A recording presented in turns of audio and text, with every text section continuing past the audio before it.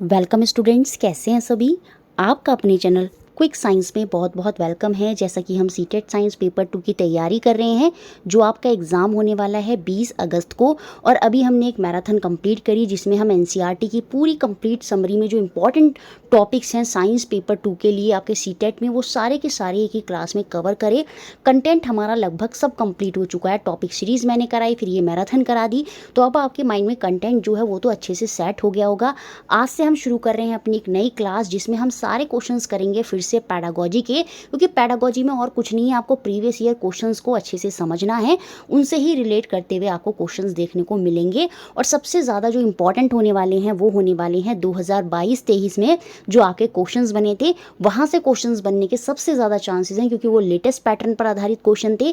तो हम उन्हीं को डिटेल में अच्छे से एक बार फिर से समझेंगे। बहुत ज़्यादा डिमांड थी कि मैम पैडागोजी को फिर से कराएं अच्छे से, तो ये 50 क्वेश्चन की सीरीज़ चलेगी।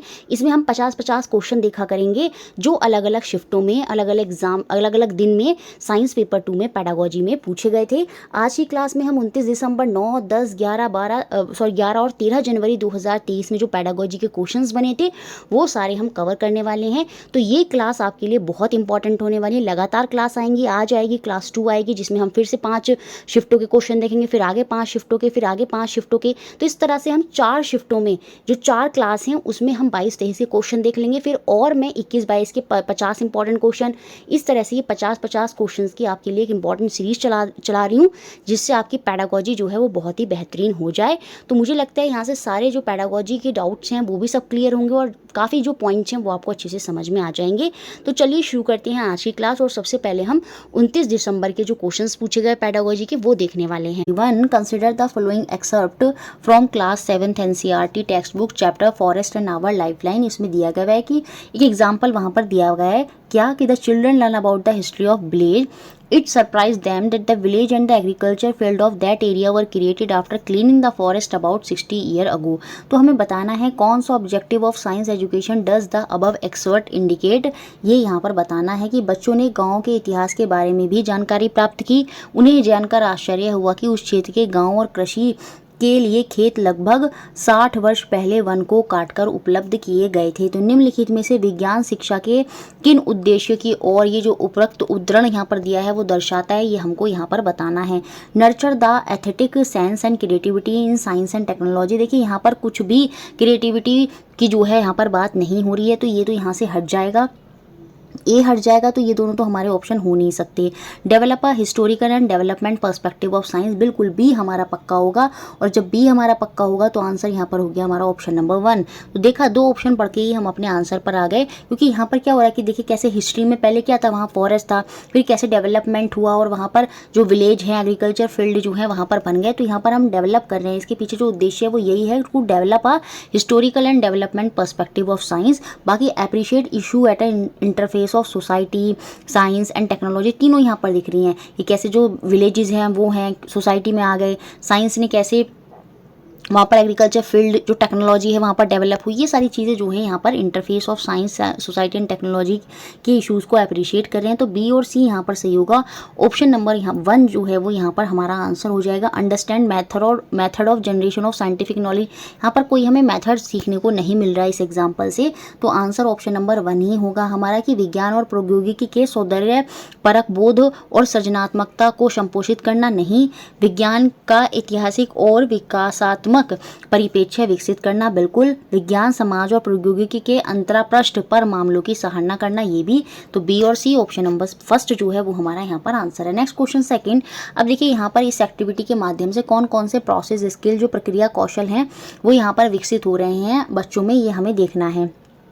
Think of an activity carried out by you during a normal day. एक सामान्य दिन में आपके द्वारा की जाने वाली गतिविधि के बारे में सोचें।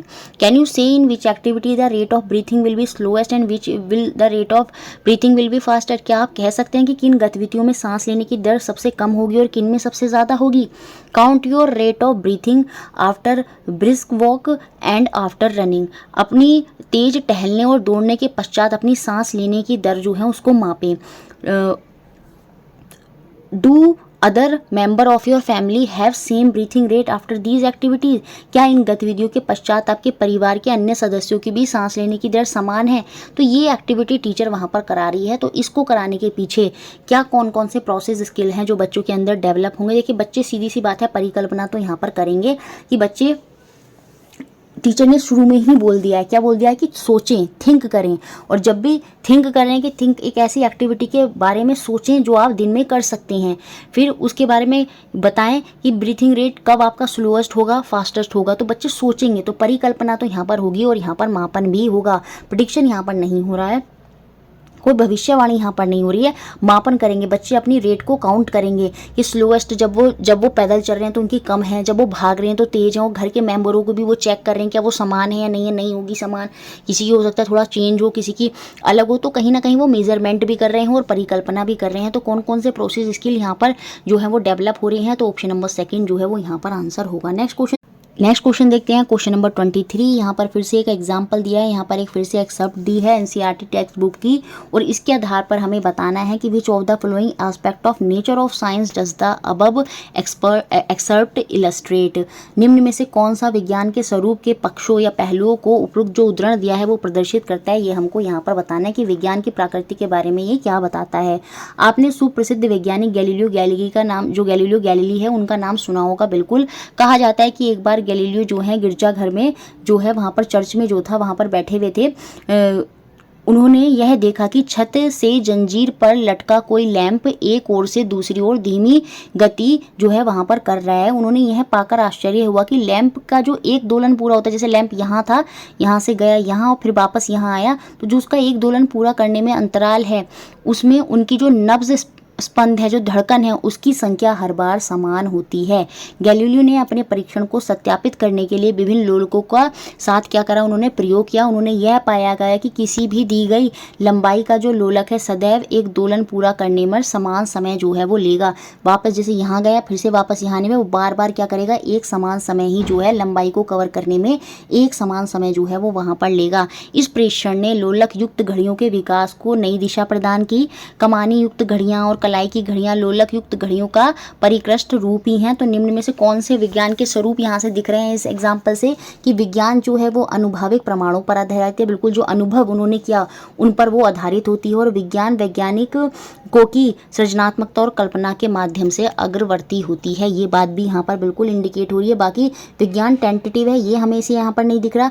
विज्ञान वस्तुनिष्ठ और मूल्य उदासीन है, ये दोनों हमें यहाँ से इस एग्जाम्पल से नहीं दिख रहे। तो बी और सी हमें दिख रहे हैं। तो ऑप्शन नंबर 3 जो है वो मेरा यहाँ पर सही होगा। Science is based on empirical evidence, जो हमारे अनुभव हैं, हमारे आसपास के एविडेंस है जो हमें दिखते हैं उन पर बेस्ड होती है। Science is advance through creativity and imagination of scientist. Scientist ने इमेजिनेशन की, उनकी क्रिएटिविटी पर जो है साइंस जो है वो जो है एडवांस होती है। ये बात भी यहाँ पर दिख रही है एग्जाम्पल में कि कैसे गैलीलियो ने देखा, इमेजिनेशन किया, फिर उन्होंने जो ऑब्जर्वेशन की उसको एक्सपेरिमेंटेशन किया, फिर जहाँ उन्होंने क्या करा, पेंडुलम क्लॉक का वहाँ पर क्या करा, विकास कर दिया। तो बी और सी ऑप्शन नंबर 3 जो है वो यहाँ पर हमें साइंस की नेचर इस एग्जाम्पल से दिख रहे हैं। नेक्स्ट क्वेश्चन देखते हैं, क्वेश्चन नंबर 24 या 4th question, what does the following except illustrate about science. निम्नलिखित उद्धरण विज्ञान के बारे में क्या प्रदर्शित करता है। फिर से हमें ये बताना है। यहाँ पर इस बार क्या दिया है, जो स्कॉटिश बायोलॉजिस्ट थे Alexander Fleming took break from his lab work investigating staphylococci and went on holiday. ठीक है, जो स्कॉटिश जैव वैज्ञानिक थे अलेक्जेंडर फ्लेमिंग ने स्टेफाइलोकोकी की जांच से जुड़े अपने प्रयोगशाला में काम से छुट्टी ली और वे छुट्टियां पर चले गए। वापसी पर उन्होंने पाया कि जिस पैट्रीडिश को वे गलती से खुला छोड़ गए थे उसमें नीले हरे रंग के फफूंद जो हैं वो बन गए हैं। उन फफूंद में एक शक्तिशाली प्रतिजैविक एंटीबायोटिक जो है वो वहाँ पर पेनिसिलिन मौजूद था, जो हानिकारक जीवाणुओं को नष्ट कर सकता था बिना मानव शरीर को विषैला मतलब उस पर विषैला प्रभाव डाले। तो यहाँ पर देखिए सडनली क्या हो गया, एक नई इन्वेंशन वहाँ पर हो गई, क्योंकि वो कुछ समय के लिए छुट्टी पर चले गए और जब वो वापस आए उन्होंने पाया क्या कि जो पैट्री डिश थी उनकी which has left uncovered by mistake he found blue green mould on that. तो उस पर जो फंगाई थी वो उन्हें लगी हुई दिखी, और ये जो मोल्ड थी ये क्या कंटेन करती थी, पावरफुल एंटीबायोटिक, जिसका क्या नाम क्या था, वो पेनिसिलिन थी। और ये जो पेनिसिलिन थी, ये जो फफूंद थी, ये क्या कर रही थी, ये हार्मफुल बैक्टीरिया को किल करने में मदद कर रही थी without having a toxic effect on human body, मानव की बॉडी पर कोई टॉक्सिक प्रभाव डाले बिना ये क्या कर रही थी, जो हार्मफुल बैक्टीरिया थे उनको किल करने में ये जो पेनिसिलिन थी, जो फंगस से बनी जो एंटीबायोटिक थी, मदद कर रही थी। तो हमें इसके आधार पर बताना है कि ये क्या एग्जाम्पल यहाँ पर इलस्ट्रेट कर रहा है। Law and theories play a central role in the development of scientific knowledge. देखिए लॉ और थ्योरी की कोई यहाँ पर बात नहीं हुई है। General and universal scientific method exist, इसकी भी कोई यहाँ पर सामान्य और सार्वभौमिक वैज्ञानिक विधि विद्यमान है, ये भी कोई यहाँ पर बात नहीं हुई। ये जो एग्जाम्पल इलस्ट्रेट कर रहा है वो ये कर रहा है scientific discovery is not a linear process. जो वैज्ञानिक खोज है वो एक रेखीय प्रक्रिया नहीं है, मतलब इनमें कोई स्टेप बाय स्टेप कोई प्रोसेस, लीनियर प्रोसेस नहीं, किसी एक ही निश्चित दिशा में नहीं चलनी। वो तो क्या हुआ, छुट्टी पे गए थे और सडनली उन्हें क्या हुआ, ये चीज़ देखने को मिल गई। तो इसमें कोई एक लीनियर प्रोसेस नहीं होता, कब क्या चीज़ हो जाती है कुछ पता नहीं होता। तो ऑप्शन नंबर 4 जो है वो यहाँ पर हमें दिखता है कि scientific discovery is not a linear process. Next question, question number 25। A teacher want to organise a debate for student on wastage of water. एक शिक्षक विद्यार्थियों के लिए जल की बर्बादी पर वाद विवाद का आयोजन करना चाहता है। विच of the following is not N expected learning outcome for the purpose of assessment. निम्न में से कौन सा आंकलन के उद्देश्य के लिए अपेक्षित अधिगम प्रतिफल नहीं है, ये हमको बताना है। Comprehend various cause of water of wastage, बिल्कुल जल की बर्बादी के विभिन्न कारकों को समझना ये बिल्कुल हो सकता है उद्देश्य, तभी वो यहाँ पर क्या करा रही है, डिबेट करा रही है और उसके आधार पर वो उनका आकलन भी कर सकती है कि बच्चों को कितना पता है या नहीं पता है। Communicate logically through view point about wastage of water, बिल्कुल जल की बर्बादी के बारे में अपने मतों को तर्कसंगत रूप से संप्रेषित करना, बिल्कुल ये उद्देश्य होगा। इसी के आधार पर वो उनका जो असेसमेंट है वो करेगी ताकि वो जान पाए कि उनके व्यू पॉइंट क्या है पानी की बर्बादी को लेकर। Link their day to day experience and observation about wastage, बिल्कुल बर्बादी के बारे में अपने दिन प्रतिदिन के अनुभवों और अवलोकनों को जोड़ना।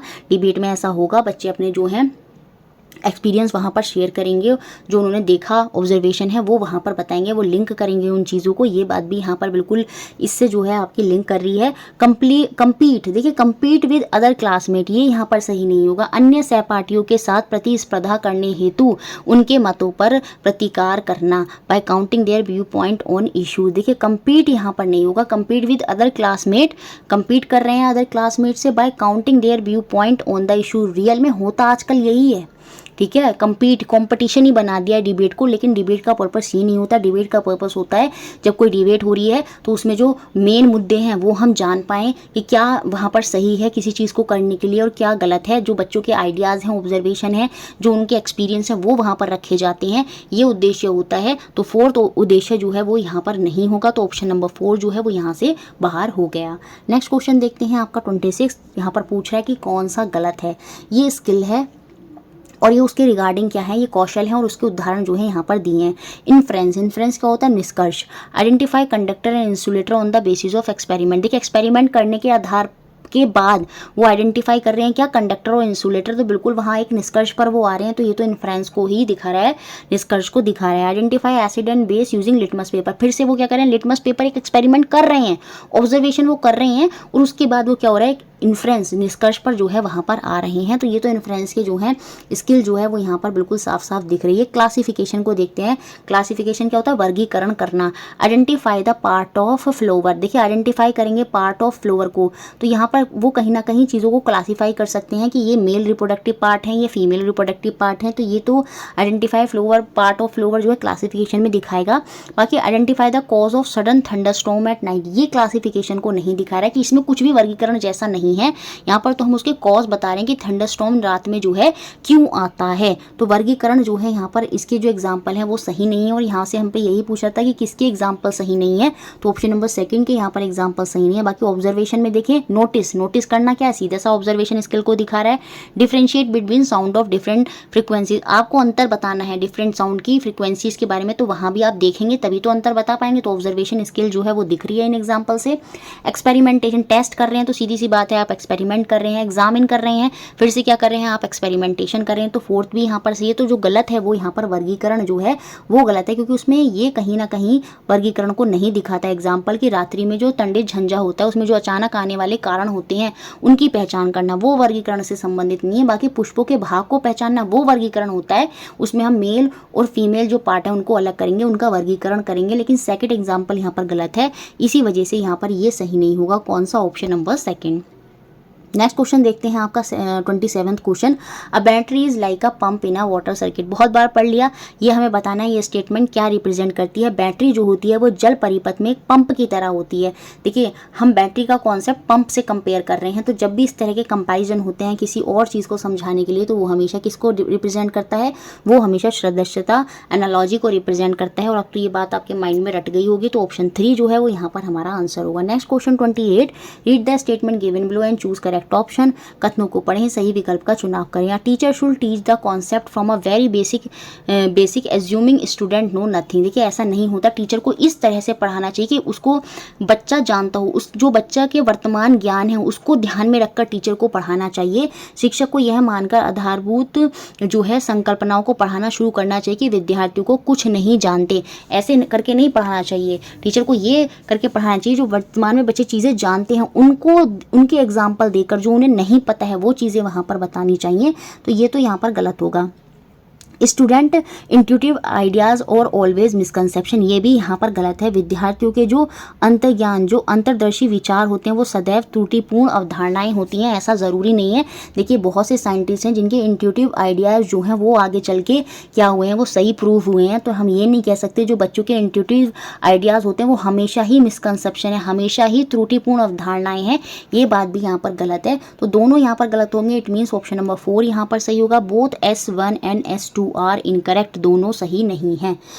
नेक्स्ट क्वेश्चन देखते हैं, question number 29, which among the following is a common alternative conception that a teacher is likely to encounter while teaching heat and temperature to grade 7th student. कक्षा 7 के विद्यार्थियों को ऊष्मा और तापमान पढ़ाते समय शिक्षक को निम्न में से कौन सी सामान्य वैकल्पिक संकल्पना का सामना करना पड़ सकता है, ये हमको बताना है। देखिए जो अल्टरनेटिव मिसकंसेप्शन होता है ना, वो तब होता है कि जैसे मैं ये बोलूँ साइंस में एटम होता है ना। अब एटम मैं आपको दिखा तो नहीं सकती ना कि एटम क्या है, एटम के अंदर क्या प्रोटॉन है न्यूट्रॉन है, वो दिखते थोड़ी हैं, वो हम मानते हैं, ठीक है। तो ऐसी चीज़ों को समझाने में बहुत दिक्कत होती है और इन्हीं के रिगार्डिंग बच्चों को मिसकंसेप्शन भी होता है कि जो साइंस में लिखा है, जो चीज़ें हम प्रैक्टिकली नहीं दिखा सकते, उनके रिगार्डिंग क्या होता है, मिसकंसेप्शन बच्चों के अंदर मोस्टली हमें देखने को मिलता है। तो अब हमें ऐसा ही 4 पॉइंट में से कोई पॉइंट छांटना होगा जिसकी रिगार्डिंग बच्चों के अंदर ये अल्टरनेटिव मिसकंसेप्शन हो सकता है। Blanket keep thing warm by trapping heat, ये तो बहुत इजी है। कंबल उष्मा को रोके रखकर वस्तु को गर्म रखता है। टीचर सिंपल सा ब्लैंकेट देगी और उससे वो पूरा आसानी से समझा देगी, तो उसके रिगार्डिंग उनको मिसकंसेप्शन नहीं होगा, क्योंकि रियलिटी लाइफ में भी वो क्या करते हैं, ब्लैंकेट का प्रयोग करते हैं अपने आप को गर्म रखने के लिए। तो जो रियल में यूज़ कर रहे हैं और जो चीज़ें साइंस में लिखी हैं उनके रिगार्डिंग मिसकंसेप्शन होना मुश्किल है। जो काम आप कर रहे हैं और साइंस में उससे कुछ चीज़ अलग लिखी है तो उसको रिगार्डिंग ही बच्चे को मिसकंसेप्शन होगा। तो यहाँ पर इसके रिगार्डिंग मिसकंसेप्शन नहीं होगा।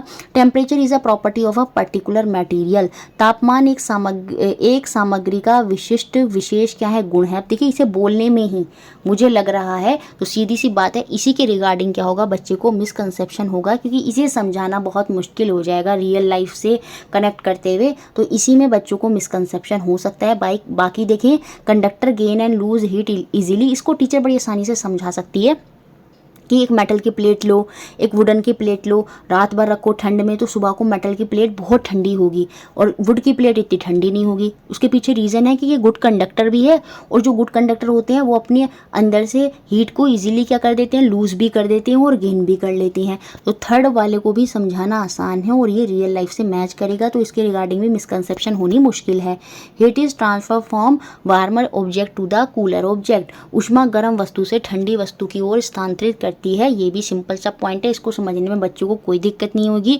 तो इसके रिगार्डिंग मिसकंसेप्शन होना मुश्किल है। तो अल्टरनेटिव कंसेप्शन जो है वो किसके रिगार्डिंग हो सकता है कि temperature is a property of a particular material, तापमान एक सामग्री जो है विशेष का गुण है। तो ऑप्शन नंबर सेकंड जो है वो मेरा यहाँ पर आंसर होगा। नेक्स्ट और लास्ट क्वेश्चन आज की क्लास का 30 question, which of the following statement is correct regarding student conception in science, निम्न में से कौन सा कथन विज्ञान में विद्यार्थियों की संकल्पनाओं के बारे में सही है, ये हमें बताना है। ये जो मिसकंसेप्शन होती हैं बच्चों को, ये रिड्यूस करती हैं as student progress to reduces as student progress to senior classes. ये जो मिसकंसेप्शन होती हैं, ये जैसे जैसे बच्चा बड़ी क्लास में जाता है तो ये कम होती चली जाती हैं, ख़त्म हो जाती हैं। नहीं, मिसकंसेप्शंस को एक्टिविटी के द्वारा टीचर ही रिड्यूस करता है। ये अपने आप ऐसा नहीं कि बच्चा सीनियर क्लास में आएगा तो ख़त्म हो जाएंगी। जैसे जैसे विद्यार्थी वरिष्ठ कक्षाओं में जाते हैं उनकी त्रुटिपूर्ण अवधारणाएं कम होती चली जाती हैं। ये बात यहाँ पर सही नहीं है। Misconception are resistance to change by conventional teaching strategy, ये बिल्कुल यहाँ पर सही है। जो परंपरागत शिक्षण रणनीतियाँ हैं उनके द्वारा त्रुटिपूर्ण अवधारणाएं परिवर्तन की अवरोधी होती हैं। जैसे परंपरागत जो कन्वेंशनल टीचिंग मेथड हुआ करते थे उसमें क्या था, टीचर आते थे, लेक्चर देते थे, टीचर ने आके सिखा दिया, मतलब टीचर सेंटर में था। तो उसमें क्या होता है, बच्चों के मिसकंसेप्शन दूर नहीं होते। लेकिन जब बच्चे एक्टिविटी करते हैं, खुद से इंक्वायरी करते हैं, जांच करते हैं, कंस्ट्रक्टिविज्म अप्रोच होती है, बच्चे खुद से नॉलेज को बनाते हैं, तो कहीं ना कहीं जो उनके मिसकंसेप्शन है, जो उनकी त्रुटिपूर्ण अवधारणाएं हैं, वो वहाँ पर दूर होती हैं। लेकिन जो ट्रेडिशनल मेथड है, कन्वेंशनल टीचिंग मेथड है, वो उसमें बाधा है, वो उसमें रेजिस्टेंस है। मिसकंसेप्शन जो होते हैं, रेजिस्टेंस टू चेंज, वो चेंज होने मुश्किल है। किसके थ्रू? कन्वेंशनल टीचिंग स्ट्रेटजीज के थ्रू। ये बात बिल्कुल सही लिखी है और यहाँ से हमसे सही बात ही पूछ रहा था, तो ऑप्शन सेकंड ही यहाँ पर सही होगा। बाकी misconception can be challenge by retreating correct answer, जो सही उत्तरों को दोहराए जाने से त्रुटिपूर्ण अवधारणाओं को चुनौती दी जा सकती है। ऐसा थोड़ी होता कि सही आंसर को बार बार दोहराते रहो तो मिसकंसेप्शन जो है उनको हम चुनौती दे सकते हैं, ये भी गलत हो गया। Misconception arise due to incomplete and insufficient understanding of concept, नहीं, त्रुटिपूर्ण अवधारणाएं संकल्पनाओं की अधूरी और अपर्याप्त समझ के कारण पैदा होती है। नहीं, जैसे वो अपर्याप्त क्या होता है, अंडरस्टैंडिंग की वजह से नहीं होती। बच्चे देख कुछ रहे हो और साइंस में लिखा कुछ और। जैसे साइंस में लिखा है वाटर इज कलरलेस, क्या लिखा है, वाटर की प्रॉपर्टी के बारे में लिखा है कि वाटर क्या है, कलरलेस है। लेकिन अब बच्चा क्या देखता है, बच्चा देखता है आसपास का जो नाला है उसमें उसका पानी जो है ब्राउन है मिट्टी की वजह से, तो वहाँ पर वो सोचने लगा कि वाटर तो ब्राउन कलर का होता है, वाटर तो डैश कलर का होता है। तो वहाँ पर उसको जो देखा वो उसने मान लिया, लेकिन बुक में उसकी प्रॉपर्टी कुछ और है। तो ये है मिसकंसेप्शन। तो ये इस वजह से नहीं हो रहा कि उसको नॉलेज नहीं है, उसको ज्ञान नहीं है, उसको तो जो देख रहा है वो अपने माइंड में मान रहा है। पर असल में साइंस में ऐसा ज़रूरी नहीं है वो हो। जैसे बच्चा मान रहा है कि पानी ब्राउन है, लेकिन पानी क्या होता है, कलरलेस होता है, जिसमें उसमें जो सब्सटेंस डालेंगे वो उसका कलर गेन कर लेता है। तो इस तरह से तो ऑप्शन 4 भी यहाँ सही नहीं है। तो सही जो करेक्ट रिगार्डिंग होगा वो है ऑप्शन नंबर सेकेंड। इस तरह से हमने ये सारे पेडागोजी के क्वेश्चन देखे। तो हमने 29 दिसंबर के क्वेश्चन देख लिए। अब हम देखने वाले हैं 9 जनवरी 2023 में जो क्वेश्चंस बने। देखिए यहाँ पर जो नंबरिंग है वो 21 से 30 हो गई है। उसके पीछे रीज़न ये है कि 20 क्वेश्चन आपके कंटेंट के थे, 10 क्वेश्चन आपके पेडागोजी थे। तो आगे जो क्वेश्चन होंगे उसमें 21 से 30 लिखा होगा, तो उससे कन्फ्यूज़ नहीं होंगे। 21 से 30 का मतलब है कि उस दिन में 21 से 30 में जो आपके क्वेश्चन बने थे पेडागोजी को, उनको रिप्रेजेंट वो करेगा। तो चलिए देखते हैं 9 जनवरी में क्या क्या क्वेश्चन आपके पूछे गए। Which of the following is not in agreement with our contemporary understanding of nature of science? Nature of science से जब हम सिलेबस भी डिस्कस कर रहे थे तो हमने देखा था सबसे पहला टॉपिक नेचर ही आता है। तो नेचर ऑफ साइंस से एक क्वेश्चन बनता ही बनता है। तो यहाँ पर ये पूछ रहा है कि नेचर जो विज्ञान की प्रकृति है उसके विषय में कौन सी बात यहाँ पर मिलान नहीं खाती है। देखिए, science is durable but is subject to change. विज्ञान स्थायी है किंतु परिवर्तनशील है। बिल्कुल, विज्ञान तो स्थायी है लेकिन उसमें परिवर्तन होते रहते हैं, ये बात सही है। ये साइंस का ही नेचर होता है। इसमें जो ऑब्जर्वेशन और एक्सपेरिमेंट होते हैं, जो परीक्षण होते हैं, प्रयोग होते हैं, वो बहुत ही महत्वपूर्ण भूमिका निभाते हैं। ये बात भी यहाँ पर सही है। तो ये भी साइंस का एक नेचर है। Scientific ideas are unaffected by social and historical setting, ये यहाँ पर गलत है। देखिए, जो साइंटिफिक आइडियाज़ हैं, जो विचार हैं, वैज्ञानिक विचार हैं, वो सामाजिक, जो समाज क्या है उसके हिसाब से परिवर्तन होते हैं, वो उस पर एक फ़र्क डालते हैं। हिस्ट्री क्या थी, हिस्ट्री में कैसे चीज़ें हुई, जो गलतियाँ हिस्ट्री ने दोहराई वो हम द्वारा थोड़ी करेंगे। तो साइंस जो है बिल्कुल इफेक्ट होती है हमारी हिस्ट्री और सोसाइटी से, और ये कह रहा है नहीं होती। तो यही बात यहाँ पर गलत हो गई। There is no single way to do science, विज्ञान का कार्य करने का कोई एक एकल मार्ग नहीं होता। बिल्कुल हो सकता है मेरा एक्सपेरिमेंट जो कर रही हूँ अपने कंक्लूजन तक पहुँचने के लिए वो अलग होगा और सामने वाले बच्चे का जो करने का तरीका होगा वो अलग होगा। तो यहाँ पर अलग अलग रिसर्च के माध्यम से हम एक कंक्लूजन पर जा सकते हैं। तो साइंस में कभी भी याद रखेंगे एक स्टेप बाय स्टेप कुछ नहीं होता। यहाँ पर चीज़ें क्या होती हैं, डिस्कवरी होती है, रिसर्च होती है, बहस होती हैं, है ना, स्केप्टिसिज्म, यहाँ पर जो है संदेह रहता है, ये सारी चीज़ें यहाँ पर रहती हैं। यही सब साइंस का नेचर होता है। तो ऑप्शन नंबर 3 यहाँ से आउट हो गया। Next question 22, what kind of question would you recommend for an open book test. एक खुली पुस्तक मतलब खुले विचार, जहाँ पर क्या होता है थ्योरी, डेफिनेशन, स्टेटमेंट, ये लॉज, थ्योरी ये ना पढ़ाकर क्या होता है बच्चों को खोज करने दी जाती है, बच्चों को सोचने के लिए मजबूर करा जाता है, या कुछ ऐसी चीज़ें कराई जाती हैं जो उनको पता नहीं होती हैं, और फिर उनको धीरे धीरे एक्टिविटी के माध्यम तक वहाँ तक लेकर जाते हैं जहाँ तक उनको चीज़ें पता चल जाएं। तो ये सब ओपन एंडेड में आता है। जैसे हम ओपन एंडेड में क्या कहते हैं, ओपन बुक टेस्ट में हम क्या कहेंगे, हम बच्चों से कहेंगे अगर मून पृथ्वी का चक्कर ना लगाए, है ना, मून में मतलब कुछ भी एक ऐसी कंडीशन देते हैं जो नहीं होगी। जैसे हम ये बोलें कि अगर घर्षण नहीं होगा, फ्रिक्शन नहीं होगा तो क्या होगा, तो वहाँ पर बच्चा सोचेगा। वो चीज़ें क्या होती हैं, वो ओपन एंडेड में ही आती हैं। तो यहाँ पर हमें यही सेलेक्ट करना है। स्टेटमेंट वाली चीज़ यहाँ पर नहीं आएगी, डेफिनेशन वाली नहीं आएगी, डेरिवेशन वाली नहीं आएगी, तीनों बाहर हो जाएंगे। आंसर होगा आपका ऑप्शन नंबर 3 जो है application of standard formula to unfamiliar situation, जो अपरिचित स्थितियों में मानक सूत्रों का अनुप्रयोग। जो स्थिति नहीं पता उनमें जो चीज़ें पता हैं आपको, उनका यूज़ करते हुए जो चीज़ें नहीं पता वहाँ तक पहुँचना, वो ओपन बुक टेस्ट में आएगा। तो ये बात यहाँ पर सही हो जाएगी, थर्ड वाली, बाकी सारी बाहर। नेक्स्ट क्वेश्चन 23 काफ़ी टफ क्वेश्चन था। यहाँ पर हमें जो अवलोकन है इनमें से वो सबको पहचानना था कि इन चारों ऑप्शन में कौन यहाँ पर अवलोकन है, ऑब्जर्वेशन है। देखिए यहाँ पर ये जो तीनों है ना, ये सारे के सारे स्टेटमेंट हैं, लेकिन जो पहला है वही यहाँ पर अवलोकन है। कैसे?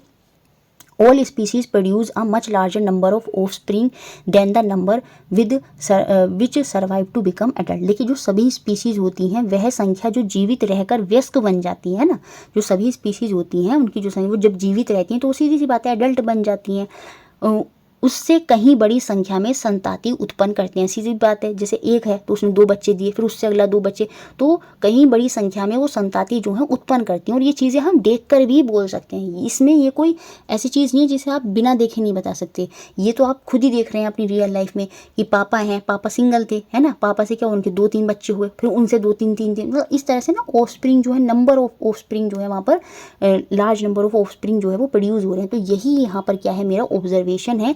बाकी सारे यहाँ पर पर्टिकुलर एक स्टेटमेंट दे रखे हैं, जैसे production of more individual of a species than environment can support lead to struggle of for existent among them.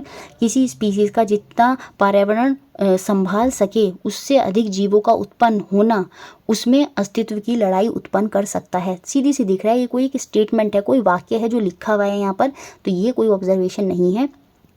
Survival is a struggle, ये भी देखिए, जब इस सर्वाइवल इन द स्ट्रगल जब इस तरह से आ जाते हैं तो ये पर्टिकुलर स्टेटमेंट है, ये कोई ऑब्जर्वेशन नहीं है। Survival in the struggle for existence among the individual of a species depend partly on their heredity constitution. किसी स्पीसीज के जीवों में अस्तित्व का संघर्ष आंशिक रूप से उनकी अनुवांशिकी संघटना पर निर्भर करता है। आप खुद देखिए, ये क्या है, एक स्टेटमेंट है, एक वाक्य है जो दे दिया गया है, इसमें कुछ ऑब्जर्वेशन जैसा है ही नहीं।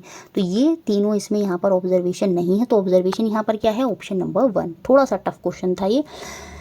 Question number 24, which of the following statement best explain the meaning of environmental validity of science curriculum. विज्ञान पाठ्यचर्या में पर्यावरणीय वैधता के अर्थ को निम्नलिखित में से कौन सा कथन उत्तम प्रकार से समझा रहा है।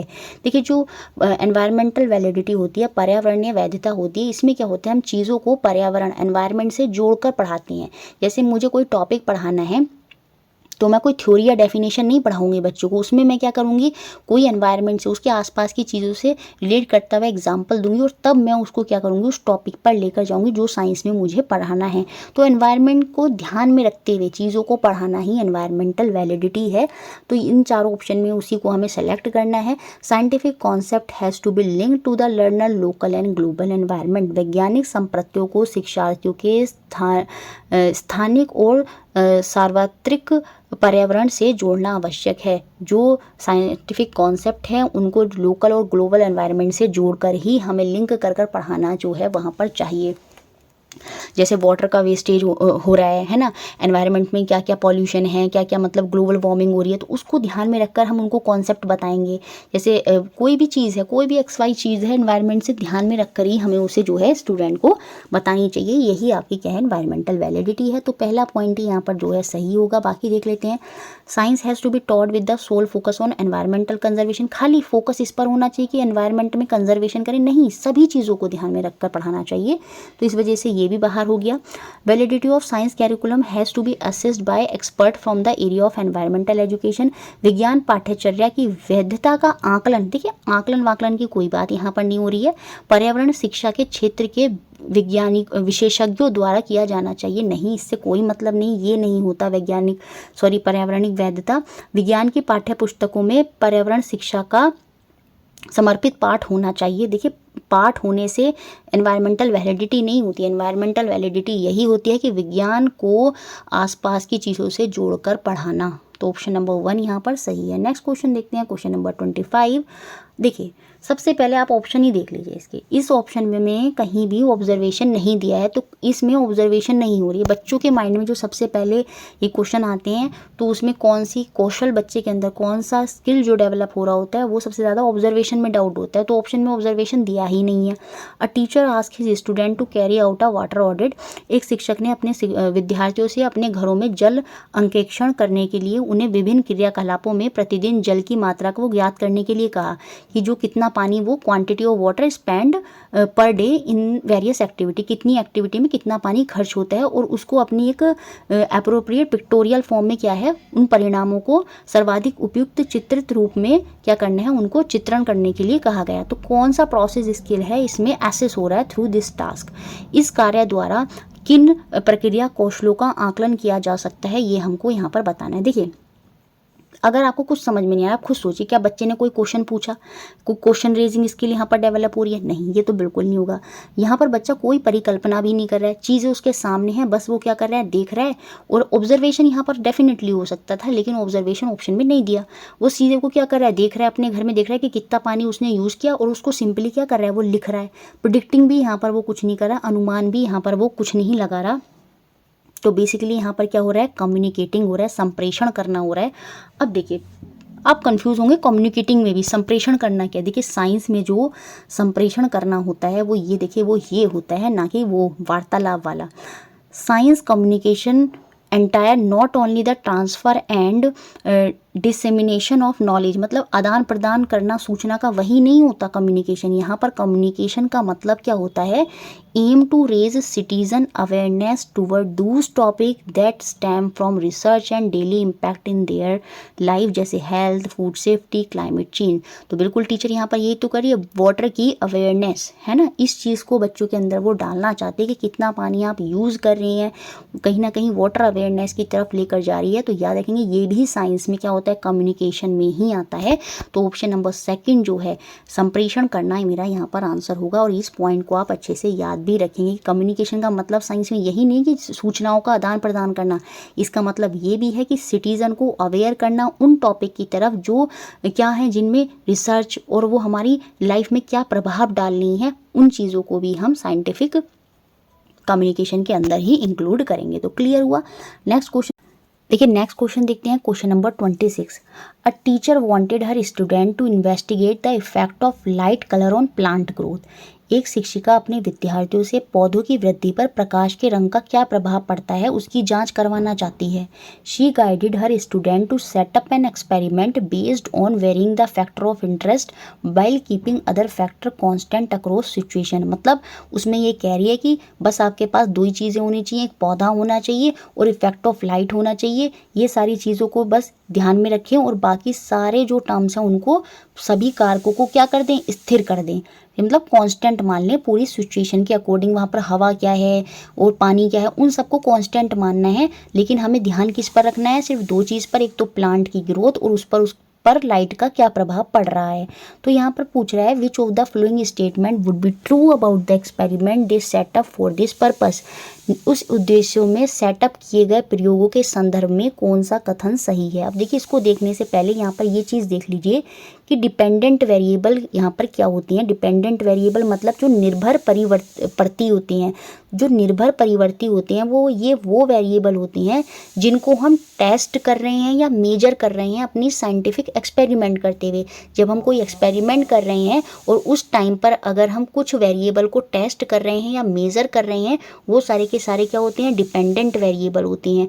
और कंट्रोल्ड वेरिएबल वो होती हैं जो सेम रहते हैं ड्यूरिंग द साइंटिफिक एक्सपेरिमेंट, और उनमें अगर कोई परिवर्तन करा जाए तो हमारा रिजल्ट जो है वो इनवैलिडेट हो जाएगा। तो कंट्रोल वेरिएबल कौन से हैं, जो सेम रहेंगे ड्यूरिंग द साइंटिफिक एक्सपेरिमेंट। तो यहाँ पर हमें यही बताना है कि कौन सा यहाँ पर डिपेंडेंट वेरिएबल होगा। Plant growth will be a dependent variable, बिल्कुल यही तो यहाँ पर डिपेंडेंट वेरिएबल है। हम यही तो चेक करें कि प्लांट की ग्रोथ का इफेक्ट ऑफ जो लाइट है, वो effect of light on plant growth, जो लाइट का कलर है वो प्लांट की ग्रोथ को कैसे प्रभावित करता है। तो जो प्लांट की ग्रोथ है वो डिपेंडेंट वेरिएबल है यहाँ पर। तो ये बात यहाँ पर बिल्कुल सही है। कलर ऑफ लाइट यहाँ पर डिपेंडेंट वेरिएबल नहीं है। यहाँ पर कलर ऑफ लाइट की थोड़ी बात हुई, वो थोड़ी डिपेंडेंट वेरिएबल है। जो डिपेंड कर रहे हैं, जिसको हम मेज़र कर रहे हैं, हम किसको मेज़र कर रहे हैं, हम प्लांट की ग्रोथ को मेज़र कर रहे हैं। यही तो लिखा है। जिसको हम टेस्ट कर रहे हैं, हम प्लांट को तो टेस्ट कर रहे हैं और उसकी ग्रोथ को मेज़र कर रहे हैं, तो वो क्या होता है, वही डिपेंडेंट वेरिएबल होता है। तो यहाँ पर ऑप्शन नंबर 1 ही सही होगा। Plant growth would be a dependent variable. पौधों की वृद्धि क्या होगी, एक निर्भर परिवर्ती चर जो है वो यहाँ पर होगी। बाकी टाइप ऑफ प्लांट की कोई बात यहाँ पर नहीं हो रही है, ये कंट्रोल्ड वेरिएबल की भी बात यहाँ पर नहीं हो रही। तो ऑप्शन नंबर 1 जो है वो यहाँ पर सही होगा। तो ये आपको क्लियर हो गया होगा। देखिए, कलर ऑफ लाइट जो है ये यहाँ पर कांस्टेंट वेरिएबल नहीं है। आप देखिए, मैं ये भी कलर ऑफ लाइट भी जो है मतलब हो सकता है ज़्यादा करी जाए, कम करी जाए, उसको कांस्टेंट नहीं रखा जा रहा, सेम नहीं रखा जा रहा। तो इसलिए कलर ऑफ लाइट भी यहाँ पर कंट्रोल्ड वेरिएबल में नहीं आएगा। प्रकाश का रंग एक नियंत्रित परिवर्ती चर होगा, नहीं, ये बात भी यहाँ पर गलत है। Which of the following, next question 27, which of the following is most appropriate strategy to introduce the concept of physical and chemical change to class 7th student। कक्षा 7 के विद्यार्थियों को भौतिक और रासायनिक परिवर्तन के संप्रत्यय को प्रस्तावित करने के लिए कौन सा एक सर्वाधिक उपयुक्त योजना होगी, ये हमको यहाँ पर बतानी है। देखिए, जब भी हम कोई कॉन्सेप्ट बच्चों को पढ़ा रहे होते हैं तो हमें बच्चे के जो वर्तमान ज्ञान है, जो उसकी पास्ट की नॉलेज है, उन सब चीज़ों को ध्यान में रखते हुए जो है चीज़ों को वहाँ पर हम उसको कराते हैं। ऐसा नहीं कि गए क्लास में और हमने उसको सीधी बता दिया कि फिजिकल और केमिकल चेंज क्या होता है, नहीं, जो उसके आसपास की चीज़ें हैं उनसे रिलेट करते हुए उसको, उसके जो माइंड में पहले से चीज़ें हैं उनको उठाते उठाते फिर हम उसको कॉन्सेप्ट पर लेकर आते हैं। इस तरह की स्ट्रेटेजी में ही साइंस में पढ़ाया जाता है। तो state the difference between physical and chemical change, ये तो हम बिल्कुल नहीं करेंगे पहले, ठीक है। ये देखिए, initiate a discussion on student everyday observation and experiences of changes. विद्यार्थियों के परिवर्तन के विषय में प्रतिदिन के अवलोकनों और अनुभवों पर एक परिचर्चा प्रारंभ कीजिए। तो अब आप क्लास में बच्चों से कहेंगे कि अच्छा बच्चों, आप घर में क्या देखते हैं, बर्फ़ जब आप फ्रीज़ में रखते हैं, पानी को जब फ्रीज़ में रखते हैं तो वो क्या हो जाता है, वो बच्चे कहेंगे जम जाता है। तो बच्चे कहेंगे पानी वहाँ पर बदल गया, नहीं, बच्चे कहेंगे हाँ बिल्कुल पानी बदल गया, वो पहले क्या था आपका, वो लिक्विड स्टेट में था, फिर वो क्या हो गया, वो सॉलिड हो गया, वो आइस बन गया। तो वहाँ पर सर बोलेंगे यही तो है फिजिकल चेंज, यहाँ पर क्या हो रहा है, उसकी अवस्था बदल गई। तो इस तरह से हम क्या कर रहे हैं, जब इस तरह से बच्चों को समझाते हैं, जो बच्चों का वर्तमान ज्ञान है उसके थ्रू चीज़ों को जब हम समझाते हैं, यही साइंस में सबसे इंपॉर्टेंट होता है। तो यही स्ट्रैटेजी सबसे इंपॉर्टेंट होगी। ऑप्शन नंबर 2 यहाँ पर सही होगा। बाकी हम केमिकल रिएक्शन के जो कॉन्सेप्ट हैं, रासायनिक अभिक्रिया के जो संप्रत्यय हैं उनको प्रस्तुत करना, एक्सप्लेन द मीनिंग, नहीं, मीनिंग वाली चीज़ें यहाँ पर नहीं आएंगी। तो ऑप्शन 2 हमारा आंसर हो गया। Next question 28, which of the following abilities goes beyond indicating mere recall to indicate conceptual comprehension of learner. निम्न में से कौन सी योग्यताएं शिक्षार्थियों में मात्र पुनः स्मरण से संप्रत्यय समग्रता से परे की योजना को इंगित करती है। मतलब रिकॉल की ही प्रोसेस से कैसे हम एक बच्चे की जो है इंडिकेट करेंगे उसकी कॉन्सेप्चुअल कॉम्प्रिहेंशन ऑफ लर्नर, है ना, लर्नर का कैसे हम उसके कॉन्सेप्चुअल कॉम्प्रिहेंशन को इंडिकेट करेंगे उसके रिकॉल प्रोसेस के थ्रू। तो ये हमें बताना है कौन से 4 ऑप्शन में से ऐसा किससे हम कर सकते हैं, स्टेट ओम्स लॉ, इससे तो कुछ नहीं होगा, हमने उससे बोल दिया ओम लॉ स्टेट करो, तो क्या उससे उसकी कॉन्सेप्चुअल कॉम्प्रिहेंशन जो है लर्नर की वो हम इंगित कर पाएंगे, नहीं। Recall the unit of current, नहीं, ये बिल्कुल नहीं होगा। देखिए यहाँ पर थर्ड ऑप्शन में जब मैं देखती हूँ, predict the change in current due to the change in voltage, देखिए वोल्टेज क्या है उसमें पढ़ा है, उसको रिकॉल करेगा वो, उसके आधार पर उसकी जो कॉन्सेप्चुअल कॉम्प्रिहेंशन है कि प्रिडिक्ट करे फिर वो कि करंट में क्या चेंज होगा due to the change of voltage, ये यहाँ पर इसकी कॉन्सेप्चुअल कॉम्प्रिहेंशन को दिखाएगा। तो ऑप्शन नंबर 3 यहाँ पर जो है बिल्कुल सही होगा। वोल्टता में परिवर्तन के कारण धारा में क्या परिवर्तन होगा वो हमें बताना है। वोल्टेज ज़्यादा कर देंगे करंट तेजी से जाएगा, ठीक है, तो वो चीज़ यहाँ पर हो गई, तो ये ऑप्शन नंबर 3 यहाँ पर सही होगा। बाकी identify the symbol of various electric circuit element, परिपथ के विभिन्न अवयवों के संकेतक पहचानिए, ये इसमें नहीं आएगा। तो ऑप्शन नंबर 3 के थ्रू ही हम कॉन्सेप्चुअल कॉम्प्रिहेंशन ऑफ लर्नर जो है वो इंडिकेट कर पाएंगे। नेक्स्ट क्वेश्चन देखते हैं, question number 29, which of the following conceptual sequence violate the principle of proceeding from concrete to abstract, निम्न में से कौन सा संप्रत्यय क्रम मूर्त से अमूर्त की ओर के नियम का उल्लंघन करता है। देखिए मूर्त से अमूर्त, concrete to abstract, abstract noun कहते हैं ना हमें, जो चीज़ें हमें दिखती नहीं है जिन्हें हम सिर्फ फील करते हैं, जैसे स्ट्रक्चर ऑफ एटम, हम अपने माइंड में मान के चलते हैं कि एटम ऐसा है, लेकिन असल में वो दिख थोड़ी रहा है, तो वो क्या है, एब्स्ट्रैक्ट है। कॉन्क्रीट जो हमारे आसपास चीज़ें हो रही हैं जो हमें दिख रही हैं वो कॉन्क्रीट हैं। तो कौन से 4 ऑप्शन में कॉन्क्रीट टू एब्स्ट्रैक्ट को वायलेट कर रहा है, मतलब टीचर ने पढ़ाया होगा तो किसमें वो इस अप्रोच का फॉलो जो है वो यहाँ पर नहीं कर रहा है। तो देखिए different kind of material are observe before introducing the structure of atom, बिल्कुल परमाणु की संरचना प्रस्तावित करने से पूर्व विभिन्न प्रकार के पदार्थों का परीक्षण किया जाता है। तो बेसिकली उसने क्या करा, कॉन्क्रीट से एब्स्ट्रैक्ट, तो स्ट्रक्चर ऑफ एटम कोई हमें पता थोड़ी है, दिख थोड़ी रहा है, लेकिन हमने बहुत सारे ऑब्जर्वेशन की, बहुत सारे मटेरियलों को ऑब्जर्व किया, उसके बाद हमने उसको इंट्रोड्यूस किया। तो कॉन्क्रीट जो चीज़ें थी सामने पहले उनको बताया, फिर हमने उसको स्ट्रक्चर ऑफ एटम को बताया, तो ये तो सही फॉलो कर रहा है। Observation of chemical chain precede, वो पहले आ रही हैं, उसके बाद हम केमिकल रिएक्शन बता रहे हैं। रासायनिक अभिक्रिया को प्रस्तावित करने से पूर्व रासायनिक परिवर्तनों का अवलोकन करना, बिल्कुल केमिकल रिएक्शन होंगी वो तो हो जाती हैं, वो उससे पहले हमने केमिकल चेंज क्या है उसको समझाया। तो कॉन्क्रीट जो हमारे सामने है पहले हमने वो बताया, उसके बाद जो नहीं है फिर हम वो बताएंगे, तो ये बात भी यहाँ पर सही हो गई। Various kind of food item are discuss, उनको पहले डिस्कस किया गया, फिर उनको उनकी जो वैल्यू है न्यूट्रिएंट्स, आपको विटामिन दिखता है, नहीं दिखता है ना, विटामिन क्या उनके न्यूट्रिएंट्स, फैट जो है पता है फैट है ना, लेकिन वो फैट क्या है बस हमने बोल दिया कि जो घी है वो फैट है ना, घी तो फूड है, उसकी जो न्यूट्रेंट है वो है ना, न्यूट्रेंट या उसका कंपोनेंट है, तो वो एब्स्ट्रैक्ट है। तो पहले हमने क्या करा, उसको फूड आइटम दिखाए, उसके बाद हमने उसको कॉन्क्रीट जो चीज़ सामने थी वो दिखाई, और उसके बाद जो एब्स्ट्रैक्ट था वो समझाया। तो ये बात भी यहाँ पर सही है। तो ऑप्शन नंबर 4 इस चीज़ को फॉलो नहीं कर रहा। हम कॉन्सेप्ट बता रहे हैं इलेक्ट्रिक चार्ज का, इलेक्ट्रिक चार्ज तो खुद नहीं दिखते, आपको थोड़ी दिख रहे हैं चार्ज कौन सा है, नहीं, पहले उसको समझाना पड़ेगा कि भाई एक एलिमेंट होता है ना, उसमें प्रोटॉन होते हैं, इलेक्ट्रॉन होते हैं, प्रोटॉन पे नेगेटिव चार्ज होता है, सॉरी प्रोटॉन पे पॉजिटिव चार्ज होता है, इलेक्ट्रॉन पे नेगेटिव चार्ज होता है।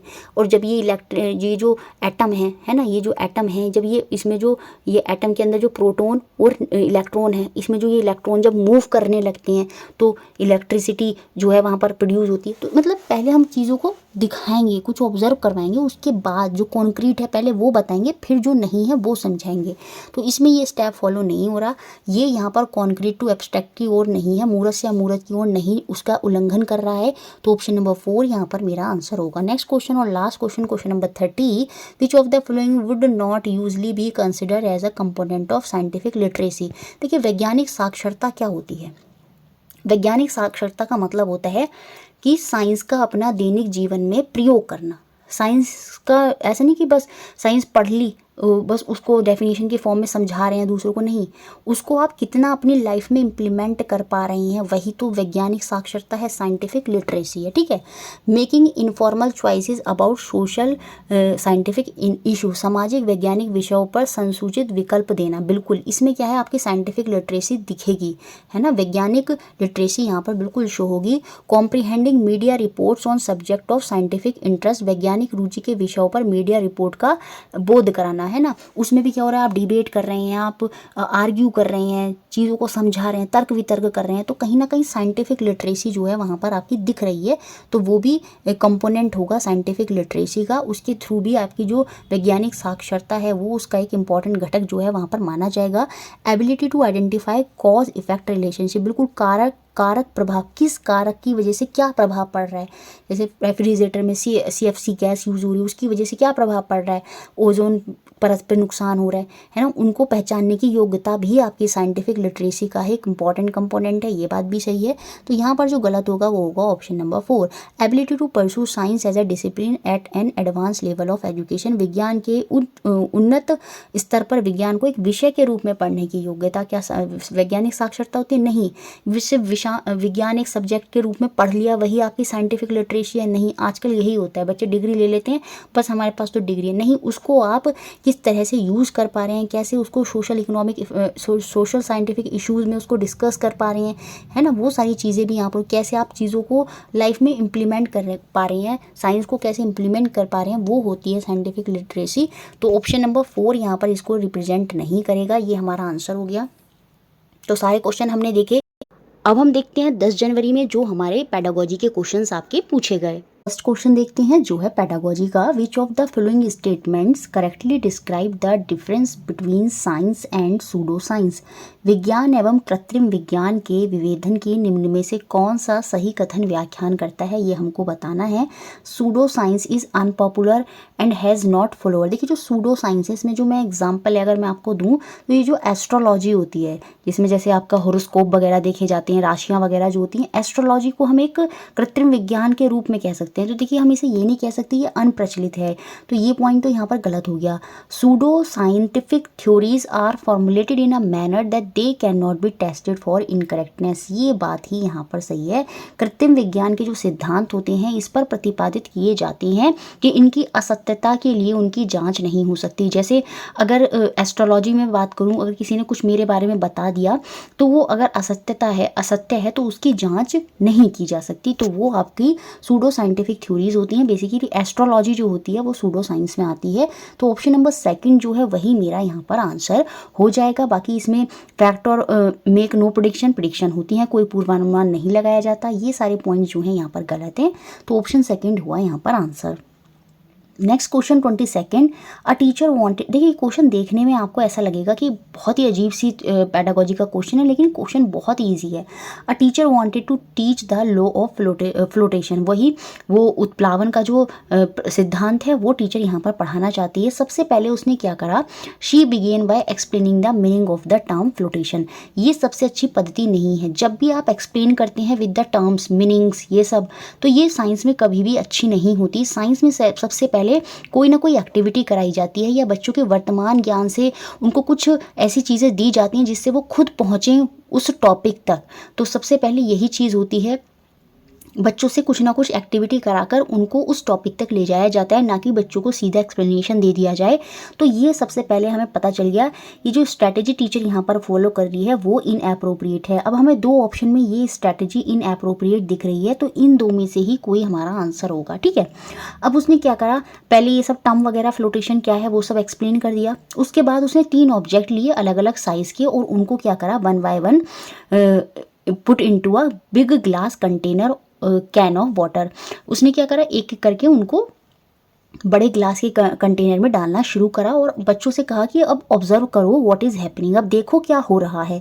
शी पॉइंटेड आउट, उसने फिर बाद में बता भी दिया खुद से ही कि that the fluid in which the object has to float should have density more than the average density of the object. जो वाटर है उसकी डेंसिटी से, जो अगर किसी भी ऑब्जेक्ट को अगर फ्लोट करना है, which object has to be float have density, उसकी डेंसिटी ज़्यादा होनी चाहिए than the average density of object. जो एवरेज डेंसिटी है सबकी मिलाकर, उससे अगर उसकी डेंसिटी ज़्यादा है तो वो क्या होगा, वो वहाँ पर फ्लोट करेगा। ये भी टीचर ने वहाँ पर सब कुछ उसने बता दिया है खुद से।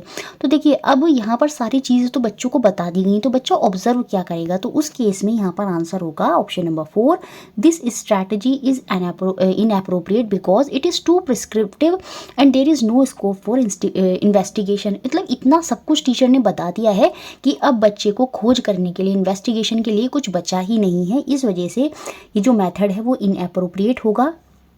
ऑप्शन नंबर 4 मेरा यहाँ पर आंसर होगा।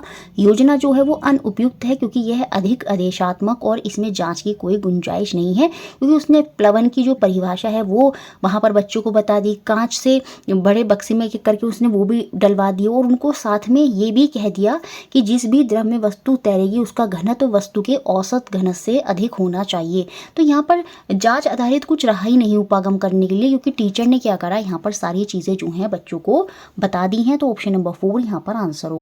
नेक्स्ट क्वेश्चन देखते हैं, question number 23, which of the following is not a suitable indicator for assessing student ability to think rationally. देखिए, रेशनली थिंकिंग का मतलब होता है जब बच्चा लॉजिकली सोचता है, चीज़ों को सोचता है, उनका कंपैरिजन करता है और तब कुछ चीज़ें डिसाइड करता है, जहाँ पर बच्चा बेसिकली आप इतना याद रखेंगे बच्चा लॉजिकली सोच रहा है। विद्यार्थियों की बुद्धि संगत चिंतन की योग्यता के आकलन के लिए कौन सा एक उपयुक्त सूचक नहीं है, याद रखेंगे क्वेश्चन में पूछा है नहीं है, तो नेगेटिव पॉइंट यहाँ पर हमें ढूंढना है। Student formulate clear argument. देखिए, जब भी बच्चा आर्ग्यूमेंट कर रहा है तो कहीं ना कहीं वो लॉजिकल थिंकिंग कर रहा है। To differentiate myth from science, विज्ञान के मिथकों को पृथक करने के लिए स्पष्ट तर्क प्रतिपादित करना, ये रेशनल थिंकिंग की तरफ इशारा करता है और इससे हम उसका आकलन कर सकते हैं। Student recall the relevant formulas and all, देखिए यही पॉइंट नेगेटिव है। विद्यार्थी क्या करता है, संदर्भित सूत्रों और नियमों की पुनरावृत्ति करता है, मतलब जो फॉर्मूला और लॉ है उनको रिकॉल कर रहा है, कहीं ना कहीं उनको वापस से याद कर रहा है। तो देखिए वो रेशनल थिंकिंग, जो लॉजिकल थिंकिंग है उसको नहीं दिखा पाएंगे, तो यही यहाँ पर हमारा निगेटिव पॉइंट हो गया और यही हमारा आंसर हो जाएगा। बाकी वो रिलेशनशिप इस्टेब्लिश कर रहा है कॉज और इफेक्ट के बीच में, ये बहुत पॉजिटिव पॉइंट है साइंस में। विद्यार्थी क्या कर रहा है, कारक और प्रभाव के बीच के संबंध को स्थापित कर रहा है कि क्या कारण है उसके होने का और उसका प्रभाव क्या पड़ेगा, वो सारी चीज़ें साइंस में बहुत बड़ा रोल प्ले करती हैं। तो ये पॉजिटिव पॉइंट है और जब वो ऐसी चीज़ें रिलेशनशिप दिखा रहा है कि किस चीज़ का किस पर क्या प्रभाव पड़ेगा, तो कहीं ना कहीं लॉजिकल थिंकिंग कर रहा है। Student can differentiate between valid और इनवैलिड एविडेंस, जो वैध और अवैध प्रमाण है उनके बीच विभेदन वो कर रहा है, तो वहाँ पर भी वो लॉजिकल थिंकिंग दिखा रहा है। तो ऑप्शन नंबर 2 जो है वो यहाँ पर इससे उसका मूल्यांकन नहीं हो पाएगा। नेक्स्ट क्वेश्चन, क्वेश्चन नंबर 24, बहुत ही ट्रिकी और बहुत ही अच्छा क्वेश्चन है। क्लास 6 टीचर, कक्षा 6 की शिक्षिका है, जो कि टॉपिक क्या टीच कर रही है, नॉन कॉन्टैक्ट फोर्स, जो असंपर्कीय बल होते हैं जिसमें दो ऑब्जेक्ट एक दूसरे के संपर्क में आए बिना क्या करते हैं, एक दूसरे पर फोर्स लगाते हैं। जैसे मैग्नेट है और यहाँ आयरन का पीस है, तो ये दोनों एक दूसरे के कांटेक्ट में आए बिना क्या कर रहे हैं, एक दूसरे पर फोर्स लगा रहे हैं, तो वो होगा आपका नॉन कॉन्टैक्ट फोर्स। उसने क्या करा, उसने आके इलेक्ट्रोस्टैटिक फोर्स, उसने क्या करा, वो पढ़ाना है ना, उसे ये एक्सप्लेन करना है, तो उसने आकर इंट्रोड्यूस करा concept of electrostatic charge, electrostatic field, electrostatic potential.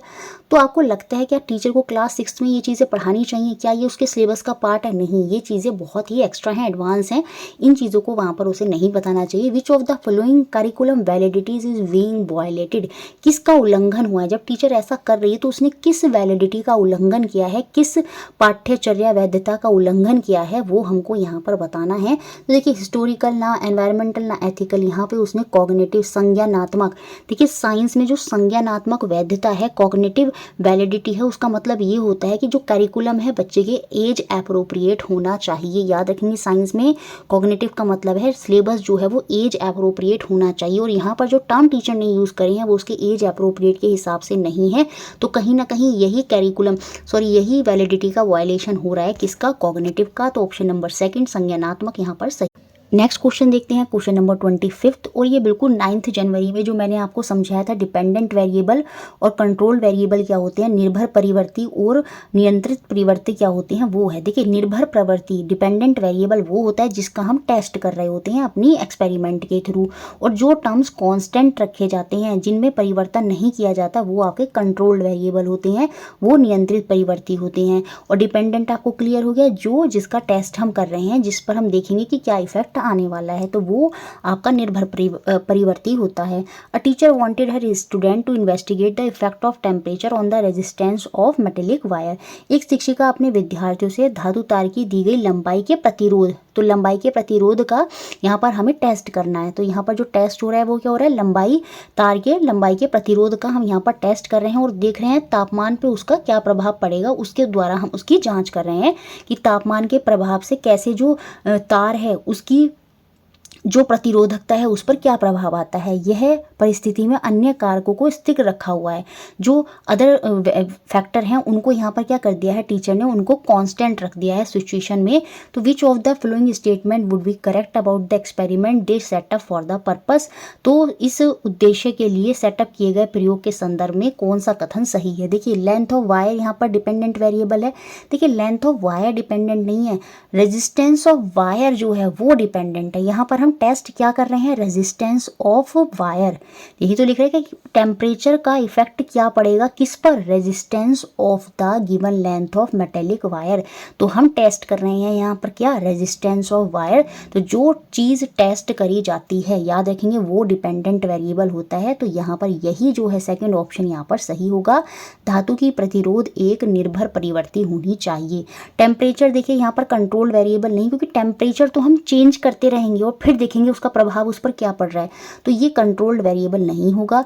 Controlled variable वो होते हैं जो कांस्टेंट रहते हैं और चेंज नहीं होते। अगर वो चेंज होंगे तो आपका जो रिजल्ट आप निकालना चाह रहे हैं वो वहाँ पर फिर नहीं निकल पाएगा। और उसने बोला है अदर फैक्टर को कांस्टेंट करा है, और वो कौन से अदर फैक्टर हैं वो इस क्वेश्चन में नहीं बताए हैं।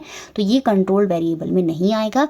तो ऑप्शन नंबर सेकंड जो है वो यहाँ पर हमारा आंसर हो गया। Next question 26th, Which of the following is a desirable practice to be adopted by a science teacher in his or her class?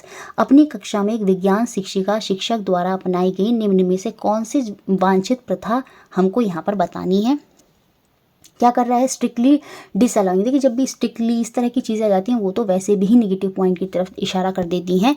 Strictly allowing the use of mother tongue. देखिए जब बच्चों को हम पढ़ाते हैं, जो प्रारंभिक शिक्षा करी जाती है उसमें उसकी मदर टंग का बहुत बड़ा रोल होता है। तो मातृभाषा में प्रयोग को सख्ती से मना कर देने से क्या होगा, बच्चा जो है चीज़ों को सही से जो है वो नहीं कर पाएगा। तो ये यहाँ पर नेगेटिव पॉइंट है। Encouraging student to consider science teacher as the ultimate authority on knowledge. विज्ञान के शिक्षकों को ज्ञान का अंतिम अधिकारी समझने के लिए विद्यार्थियों को प्रोत्साहित करना। उनसे कहना हम ही हैं सब कुछ, टीचर को ही सब कुछ मानना है। तो ये भी यहाँ पर नेगेटिव पॉइंट की तरफ ही इशारा कर रहा है। Encouraging student to freely describe their awareness understanding of the given phenomena. बिल्कुल ये यहाँ पर कहीं ना कहीं जो है डिज़ायरेबल प्रैक्टिस जो है ये अडॉप्ट करनी चाहिए टीचर को। किसी घटना की भ्रांतिपूर्ण समझ की मुक्त रूप से व्याख्यान करने के लिए विद्यार्थियों को प्रोत्साहित करना। कोई भी घटना घटी है उसको बोला गया कि इसको एरर फ्री होकर बिना डरे बिना वो करे क्लास में एक्सप्लेन करो। इससे कहीं ना कहीं बच्चा मोटिवेशन उसको मिलेगा और वो चीज़ों को अच्छे से एक्सप्लेन कर पाएगा। ये पद्धति जो है साइंस के टीचर को क्लास में अपनानी चाहिए। तो ये यहाँ पर पॉजिटिव पॉइंट है। Discouraging student for consulting each other. एक दूसरे से बात करने के लिए विद्यार्थियों को हतोत्साहित करना नहीं। बच्चे साइंस में क्या करते हैं, एक दूसरे से ही डिस्कशन करते हैं। तो ये यहाँ पर नेगेटिव पॉइंट। ऑप्शन नंबर 3 जो है वो यहाँ पर हमारा आंसर हो गया। Next question 27th, a teacher explain the concept. यहाँ पर टीचर ने क्या करा है, एक्सप्लेन करा है कॉन्सेप्ट ऑफ। देखिए क्वेश्चन देखिए डरिए मत, क्वेश्चन देख के डरना नहीं है। क्वेश्चन बहुत इजी है, बस उनको पढ़ने के लिए वहाँ पर कॉन्फिडेंस रखें अपने अंदर, और टाइम मैनेजमेंट जो है एग्जाम में आपको अच्छे से रखना होगा।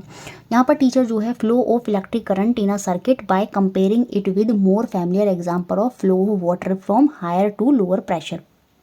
एक शिक्षिका देखिए ये प्रीवियस ईयर से ही रिपीट करा हुआ क्वेश्चन है। ये प्रीवियस ईयर में 2021-22 में ऐसा ही क्वेश्चन पूछा गया था। एक शिक्षिका किसी परिपथ में विद्युत धारा के प्रवाह के संप्रत्य को समझाने के लिए अधिक जाने पहचाने उदाहरण उच्च दाब से निम्न दाब की ओर जल प्रवाह की तुलना करती है। देखिए जब मैं किसी चीज़ को समझाने के लिए किसी और चीज़ का उदाहरण देती हूँ जिसका उस टॉपिक से संबंध नहीं है, लेकिन उदाहरण में किसी और चीज़ का दे रही हूँ, तो वो वहाँ पर एनालॉजी होती है। रीजनिंग में हम क्वेश्चन करते हैं ना एनालॉजी के, अगर इसका मतलब ये है तो बताइए इसका मतलब क्या होगा। तो उसमें क्या होता है कि जो चीज़ हमें बतानी है उसको हम उस टर्म में ना बताकर उसका एग्जाम्पल किसी और आसान चीज़ से उसका कंपैरिजन कराकर हम चीज़ों को समझाते हैं। तो याद रखेंगे वो हमेशा किस में आती है, वो आपकी एनालॉजी में आती है, तुल्य रूपता में आता है। तो शिक्षिका यहाँ कौन सी शिक्षा शास्त्रीय युक्ति अपना रही है। जब भी इस तरह से होता है कि जब हम किसी टॉपिक को पढ़ाने के लिए किसी और टॉपिक का उदाहरण देकर हम उस चीज़ों को समझाने की कोशिश करते हैं ताकि बच्चा इजीली समझ जाए, तो वो आपकी तुल्य रूपता होता है, एनालॉजी होती है। तो ऑप्शन नंबर 1 यहाँ पर आंसर होगा। नेक्स्ट क्वेश्चन 28, कॉलम ए दिया है, कॉलम बी में उनका डिस्क्रिप्शन दिया है, व्याख्यान दी है और उनसे उनको सुमेलित करना है।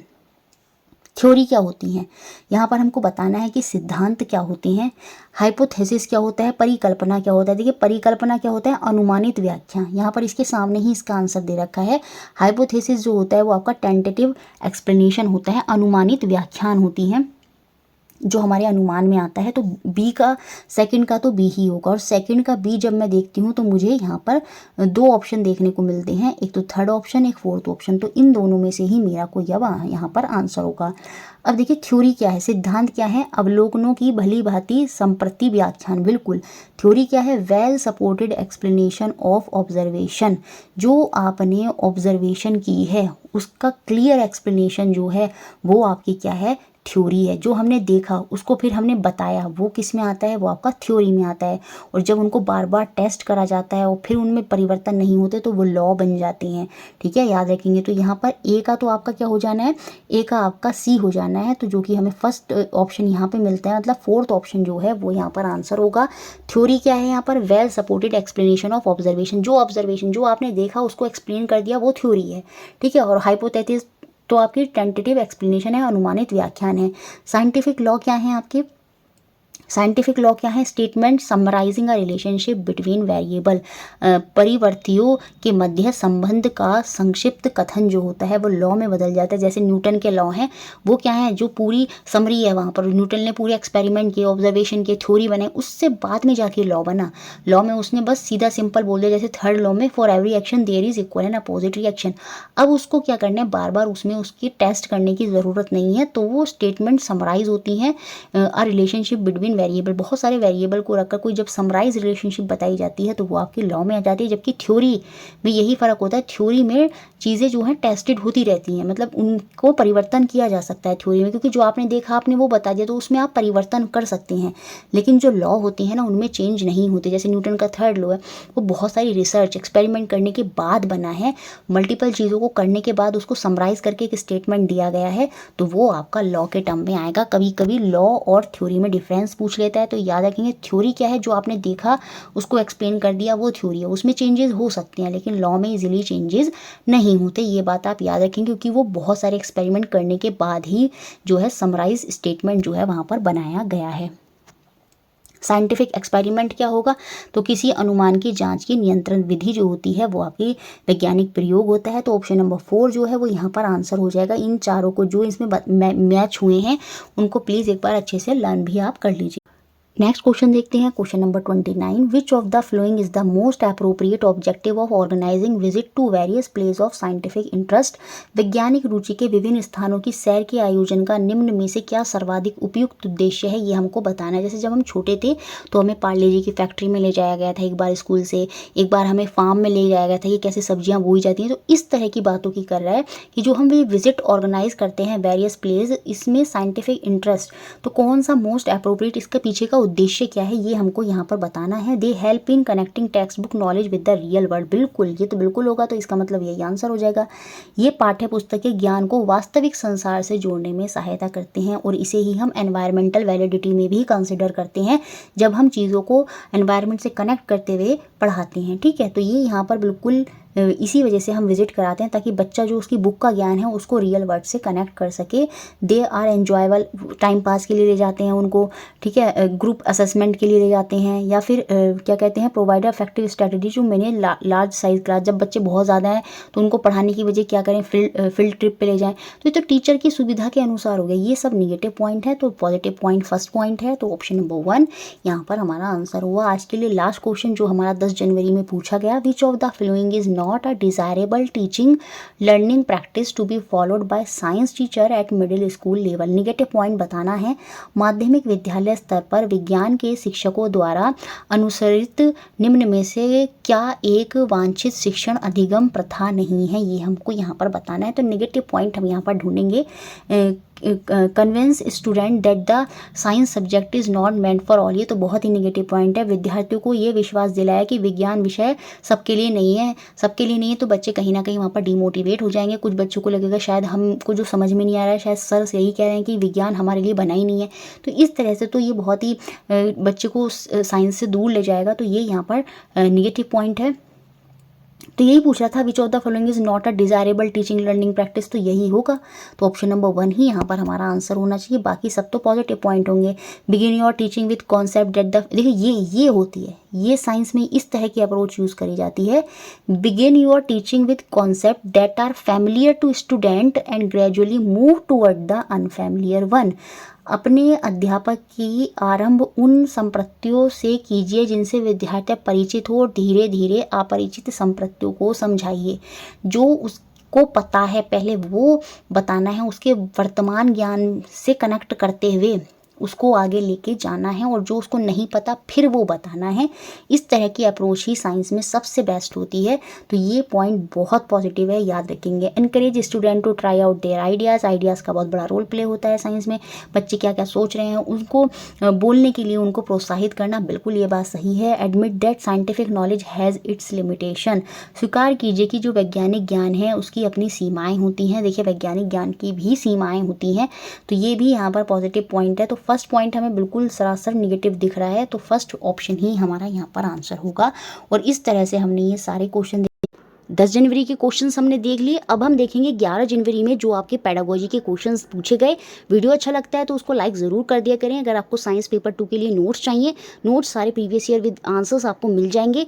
जैसे कि अब आप ये पेडागोजी सीरीज़ आप देख रहे हैं, तो उसके बाद आपको ये दोबारा नहीं देखना पड़ेगा। जो आंसर्स होंगे उससे सिर्फ आपको क्या करना होगा, आपका रिविजन जो है वो आपको करना होगा। और क्वेश्चन नंबर 21 यहाँ पर है, a class 6 teacher began to teach the property of material by first explaining the structure of atom and the concept of element and compound. Which of the following curriculum validities is being violated in this case? Class 6 के एक शिक्षक ने प्रथम परमाणु की संरचना और तत्वों और यौगिक में क्या होता है वो संप्रत्यय समझाया। आपको लगता है क्लास 6 के बच्चे के हिसाब से ये पढ़ा रही हैं टीचर? नहीं पढ़ा रही। तो कौन से कैरिकुलम वैलिडिटी का यहाँ पर वायलेशन हो रहा है? इस पाठ्यचर्या में निम्नलिखित में से किस वैधता का उल्लंघन हो रहा है? तो यहाँ पर कॉग्निटिव जो संज्ञानात्मक वैधता है उसका उल्लंघन जो है वो हो रहा है। और वो कैसे हो रहा है? क्योंकि जो साइंस है उसमें कॉग्निटिव जो वैलिडिटी होती है, जो संज्ञानात्मक वैधता होती है, उसका मतलब यही होता है कि विषय वस्तु को जो सिलेबस है उसको बच्चे की एज के हिसाब से ही पढ़ाया जाए, बच्चे के एज के हिसाब से ही चीज़ों को बताया जाए। लेकिन यहाँ पर टीचर क्या कर रही है, बहुत हाई लेवल चीज़ें उसको एक्सप्लेन कर रही है सीधा, वो भी डेफिनेशन के थ्रू सीधा बता रही है, ना कि कोई एग्जाम्पल दे रही है, ना उनको कोई एक्टिविटी करा रही है। तो ये बिल्कुल गलत मेथड है और गलत ही सिलेबस के थ्रू पढ़ा रही है वो। तो कॉग्निटिव संज्ञानात्मक वैधता का वो यहाँ पर उल्लंघन कर रही है। तो ऑप्शन नंबर 3 यहाँ पर मेरा आंसर होगा। नेक्स्ट क्वेश्चन देखते हैं, क्वेश्चन नंबर 22। देखिए ये क्वेश्चन आप यहाँ पर अच्छे से इसको समझ लीजिए, आगे भी जब ऐसे मैच आएंगे तो आप इजीली उनको कर पाएंगे। कॉलम ए में प्रोसेस स्किल दिया है और कॉलम बी में उनका कॉरस्पॉन्डिंग इंडिकेटर दिया है। इसको पहले इंग्लिश में देखते हैं फिर हिंदी में बताएंगे। ऑब्जर्विंग क्या होता है? देखिए ऑब्जर्विंग ये एक प्रोसेस स्किल है। यहाँ किससे हम ऑब्जर्विंग जो है वो एनालाइज कर सकते हैं। देखिए जब भी फंक्शनल मॉडल की बात आ जाती है तो यहाँ पर आप एक टर्म देख रहे हैं डिज़ाइनिंग। डिज़ाइनिंग में हम मॉडल ही बनाते हैं, तो ई का मिलान थर्ड से होगा। आप इसी से अपने आंसर पर पहुँच सकते थे। यहाँ पर देखिए ई का मिलान थर्ड से, एकमात्र ऑप्शन सेकंड में दे रखा है और यही सेकंड ऑप्शन जो है आपका आंसर हो जाएगा। ये टेक्निक आपको एग्जाम में अपनानी होगी ताकि अगर कुछ चीज़ें आपको आ भी नहीं रही हैं तो अदर चीज़ों से आप अपने आंसर पर पहुंच जाएं। तो डिज़ाइनिंग में क्या होता है, मेकिंग फंक्शनल मॉडल वगैरह ही होता है। अब हम देखते हैं ऑब्जर्विंग। ऑब्जर्विंग में आ जाएगा आपका identifying similarities between different object. अब आप कहेंगे मैम ये ऑब्जर्विंग में कैसे हो गया? जैसे मैंने आपसे बोला कि आप एक फील्ड में जाइए, वहाँ पर देखिए कौन से पौधे बड़े हैं, छोटे हैं, किन में फूल आते हैं, नहीं आते हैं, किन में क्या किस तरह से ग्रोथ हो रही है। तो वहाँ पर क्या करा आपने, सिमिलैरिटीज़ बिटवीन डिफरेंट ऑब्जेक्ट जो है वो देखी है ना, कि एक फूल ऐसा है एक फूल वैसा है। तो वहाँ पर आपने क्या करा, ऑब्जर्व ही तो करा। तो जब इस तरह की एक्सप्लेनेशन दी जाती है, दो चीज़ों के बारे में बताया जाता है, आइडेंटिफाई करने को कहा जाता है, तो वहाँ ऑब्जर्विंग ही होती है। तो ऑब्जर्विंग प्रोसेस वहाँ पर इन्वॉल्व हो जाएगा। हाइपोथेसाइजिंग में जो हो जाएगा, परिकल्पना में यहाँ जाएगा अटेम्प्टिंग टू एक्सप्लेन ऑब्जर्वेशन। मैं कोई ऑब्जर्वेशन को एक्सप्लेन करने के लिए कोशिश कर रही हूँ, अटेम्प्ट कर रही हूँ, प्रयास कर रही हूँ, इसका मतलब मुझे पता नहीं है। इसका मतलब मैंने कहीं ना कहीं परिकल्पना के थ्रू उसको बताने की कोशिश मैं वहाँ पर कर रही हूँ। तो हाइपोथेसाइजिंग से कनेक्ट हो जाएगा attempting to explain observation in term of some principle और कॉन्सेप्ट। प्रिडिक्टिंग का जो मैच होगा वो 5th से होगा। Using pattern to extrapolate to unfamiliar situation, मतलब जो कुछ चीज़ों का यूज़ करके मैं अनफेमिलियर सिचुएशन जो है वहाँ तक पहुँचने की कोशिश करी, तो प्रिडिक्टिंग वहाँ पर ज़रूर आएगा। कम्युनिकेटिंग में याद रखेंगे, हमेशा रट लीजिए, जब भी कभी कहे एक टीचर ग्राफ के थ्रू समझा रही है, टेबल के थ्रू समझा रही है, तो बताइए कौन सा प्रोसेस स्किल वहाँ पर इन्वॉल्व होगा।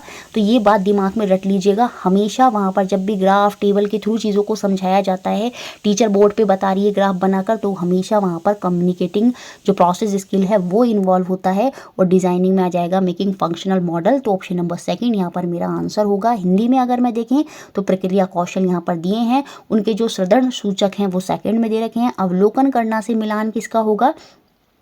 फोर्थ का विभिन्न वस्तुओं के बीच समानताओं को पहचानना। पहचानेंगे कैसे? आप ऑब्जर्व करके, अवलोकन करके। परिकल्पना करना, अवलोकनों के कुछ नियमों या संप्रत्यों को समझने का प्रयास करना। तो यहाँ पर आप प्रयास कर रहे हैं, कोशिश कर रहे हैं, और वो किसकी बेसिस पर कर रहे हैं? अपनी परिकल्पना के आधार पर। तो बी का मिलान यहाँ पर फर्स्ट हो जाएगा। अनुमान लगाना, प्रतिमानों का उपयोग कर अज्ञात स्थितियों पर वहीवेश करना, जो नहीं पता उनके बारे में करने की कोशिश करना। याद रखना, प्रेडिक्शन और हाइपोथेसिस कन्फ्यूजन हो सकता है कि अनुमान और परिकल्पना में क्या होता है।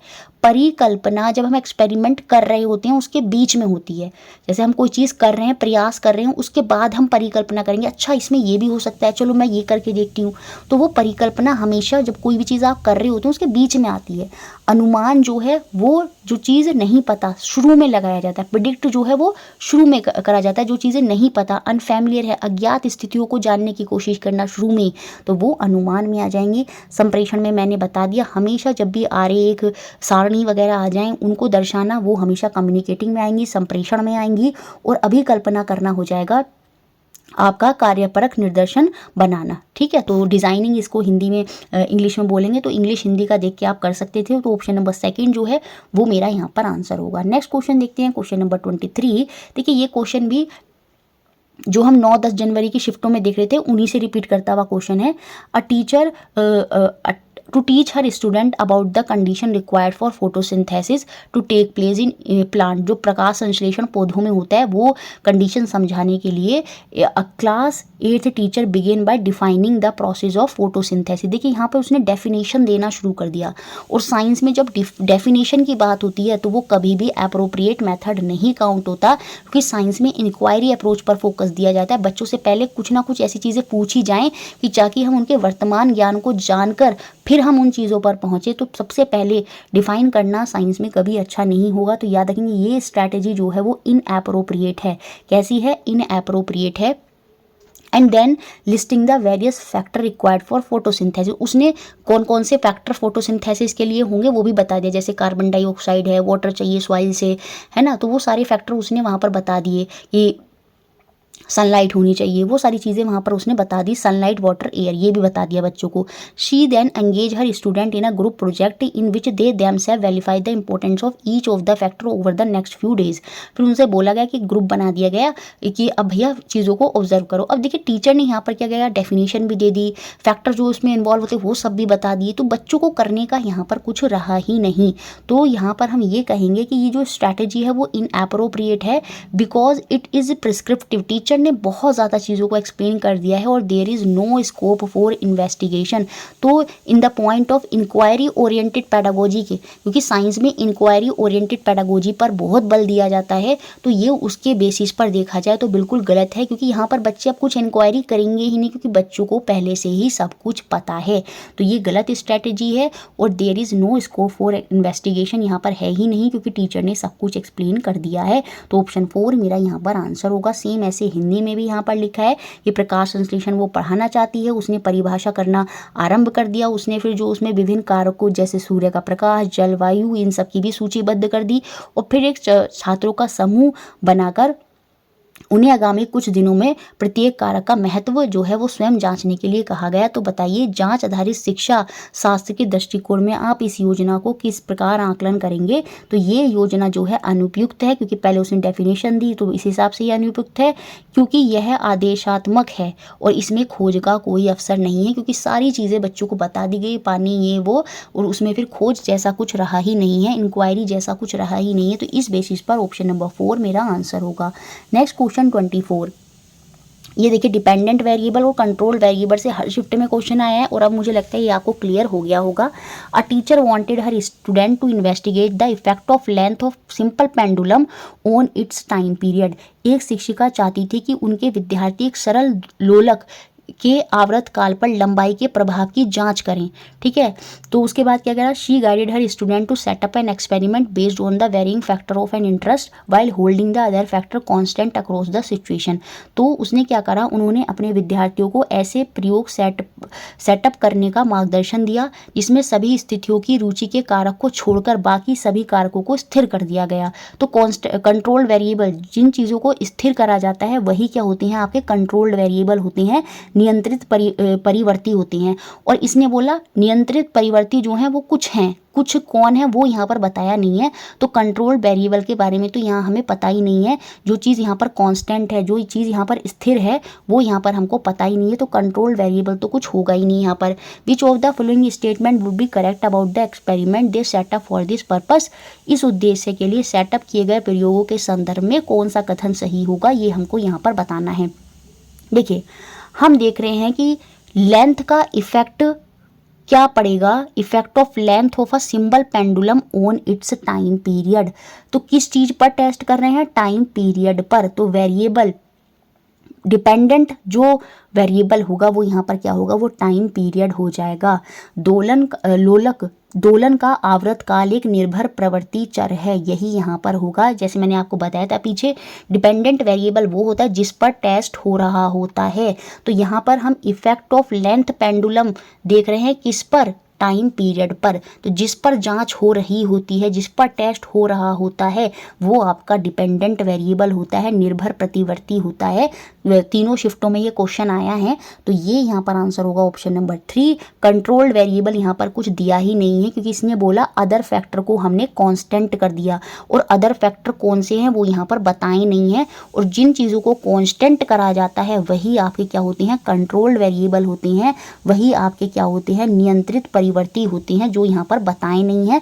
तो कंट्रोल्ड वेरिएबल तो यहाँ कुछ होगा नहीं। और डिपेंडेंट वेरिएबल वो होता है जिस पर हम टेस्ट कर रहे होते हैं, वो आपका निर्भर प्रतिवर्ती होता है। और निर्भर परिवर्ती यहाँ पर हो गया आपका दोलन का आवर्तकाल, टाइम पीरियड ऑफ पेंडुलम। अब देखिए मैं आपको ये यहाँ से, ये तो क्लियर हो गया, ऑप्शन नंबर 3 है। लेंथ का प्रभाव कैसे पड़ता है टाइम पीरियड पर, वो आप समझ लीजिए। देखिए इस तरह से एक धागे में इस तरह से हमने ये जो आपका है लोलक जो है वो यहाँ पर बांध देते हैं, सिंपल पेंडुलम। ये दोलन करता है ना, ये आपका क्या करता है, दोलन करता है, ऑसिलेशन करता है। इसका सेम उदाहरण होता है आपकी जो झूले पर झूलते हैं, वो बैठने वाला जो झूला होता है, आगे जाता है पीछे आता है। तो आप जब बचपन में उस झूले पे झूला करते थे तो आप देखे होंगे, बैठ के जब झूलते हैं तो वो टाइम आगे जाता है पीछे आता है, लेकिन जब आप उस पर खड़े हो जाते हैं, उसकी टाइम को कम करने के लिए, टाइम पीरियड को कम करने के लिए आप क्या करते हैं, झूले पर खड़े हो जाते हैं, जिससे क्या होता है, वो तेज तेज चलने लगता है। बचपन में किया होगा ये चीज़, तो वहाँ पर ही ये कॉन्सेप्ट आ जाता है। देखिए कैसे आया कॉन्सेप्ट, सपोज यहाँ पर ये झूला था, यहाँ मैं बैठ के उसको चल रही थी, तो इस समय ये जो लेंथ है वो L है। लेंथ L में ये टाइम पीरियड जो पूरा एक दोलन करने में लग रहा है, यहाँ से गया यहाँ आया फिर वापस यहाँ गया, पूरा एक ऑसिलेशन करने में कुछ टाइम लग रहा है। अब ये टाइम सपोज T लग रहा था, अब मुझे यही घटाना है ताकि मैं जल्दी जल्दी ऑसिलेशन करूं। तो उसमें क्या करा, मैं खड़ी हो गई। वहाँ पर खड़े होने से क्या हुआ, अब मैंने जो अपनी लेंथ है वो यहाँ पर कम कर ली, यहाँ से बंधी हुई जो लेंथ है वो कम हो गई, क्योंकि अब मैं क्या हो गया, खड़ी हो गई। लेंथ कम करने से क्या हुआ, टाइम पीरियड भी यहाँ पर कम हो जाएगा और वो जल्दी जल्दी वहाँ पर चलने लगेगा। तो क्लियर हुआ कॉन्सेप्ट, लेंथ कम तो टाइम पीरियड कम। और इसी से एक रिलेशन भी आती है कि time period is directly proportional to √L। ये थोड़ा आप ध्यान भी रखेंगे, ठीक है, इंपॉर्टेंट है। तो अगर कभी पूछ लिया जाए अगर लेंथ बढ़ाई जाती है तो क्या टाइम पीरियड पर प्रभाव पड़ेगा, लेंथ बढ़ाने से टाइम पीरियड भी जो ऑसिलेशन का है वो बढ़ जाएगा। और अगर मैं लेंथ घटाती हूँ तो टाइम पीरियड भी वहाँ पर मेरा कम हो जाएगा। और कैसे कम होगा ये मैंने आपको एक्सप्लेन कर दिया है। नेक्स्ट क्वेश्चन 25, यहाँ पर हमें इन्फ्रेंस को, जो आपका निष्कर्ष है, अनुमिति, इन्फ्रेंस क्या होता है, निष्कर्ष, इन चारों स्टेटमेंट से हमें जिसमें निष्कर्ष है वो पहचानना है। All species produce a much larger number of offspring than the number of which survive to become adult. सभी जातियां वह संख्या जो जीवित रहकर वयस्क बनती हैं उससे कहीं अधिक संख्या में संताति उत्पन्न करती हैं। ये आपका ऑब्जर्वेशन है, क्या है ये अवलोकन है। इसमें आप देख रहे हैं, आप खुद देख रहे हैं कि हम पैदा हुए, फिर हमारे बच्चे होंगे, बच्चों से और एक बच्चे से 2 बच्चे हुए, तो जो हमारे लार्ज नंबर ऑफ ऑफस्प्रिंग जो है वहाँ पर प्रोड्यूस होती हैं, क्योंकि a species produce a much large number of offspring than the number which survive to become adult. जैसे हम एडल्ट बनेंगे लेकिन जो हमारे ऑफस्प्रिंग होंगे वो लार्ज नंबर के जो हैं वो प्रोड्यूस होंगे वहाँ पर। तो ये हमें देखने से ही पता चलेगा, ऑब्जर्वेशन से ही ये चीज़ होती है, तो ये तो ऑब्जर्वेशन में आ जाएगा। Production of more individual of a species than the environment can lead to the struggle for existence among them। बिल्कुल, कि जैसे जैसे सांप होता है, आपने देखा है वो बहुत सारे बच्चे जो है उत्पन्न करता है, लेकिन वो खुद के बच्चों को क्या करता है, खा लेता है।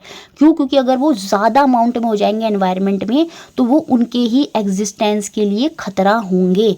तो ये एक इन्फ्रेंस है, यहाँ पर हमने देखा अच्छा ये चीज़ है, उससे फिर हमारा ये निष्कर्ष निकल के आया कि किसी जाति में जितनी संताति पर्यावरण पोषित ना कर सके उससे अधिक अगर संताति उनके उत्पन्न होते हैं तो उनके अस्तित्व के लिए उनमें संघर्ष पैदा करता है। तो ये एक इन्फ्रेंस है, ये आपका एक निष्कर्ष है। तो ऑप्शन नंबर 2 जो है वो यहाँ पर हमारा आंसर हो जाएगा। नेक्स्ट क्वेश्चन देखते हैं 26।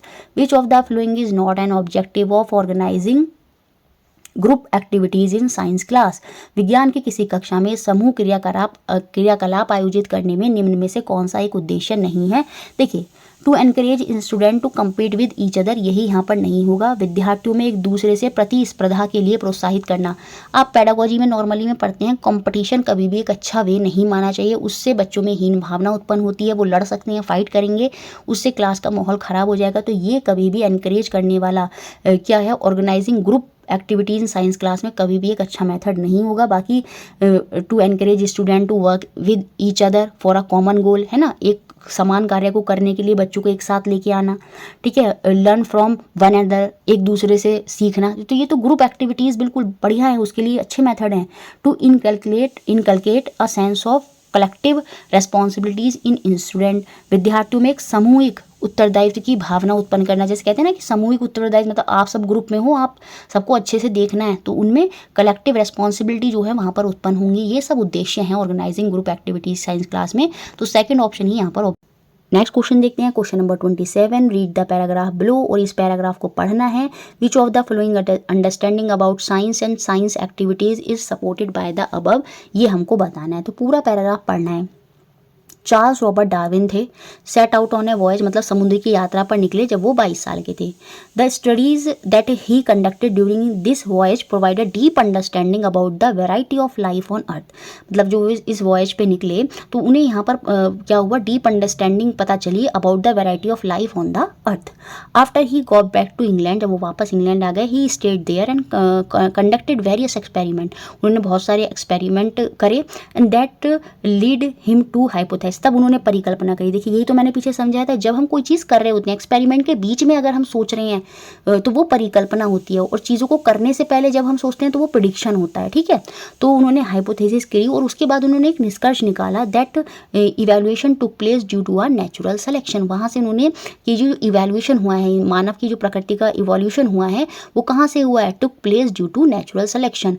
ही would have been enlightened by Mendel experiment but these two gentleman did not know each others, मतलब वो एनलाइटेड कराए जा सकते थे मेंडल के एक्सपेरिमेंट से, बट वो दोनों एक दूसरे को नहीं जानते थे, एक दूसरे के वर्क को नहीं जानते थे। तो which of the following understanding about science and scientific activities is supported by the above.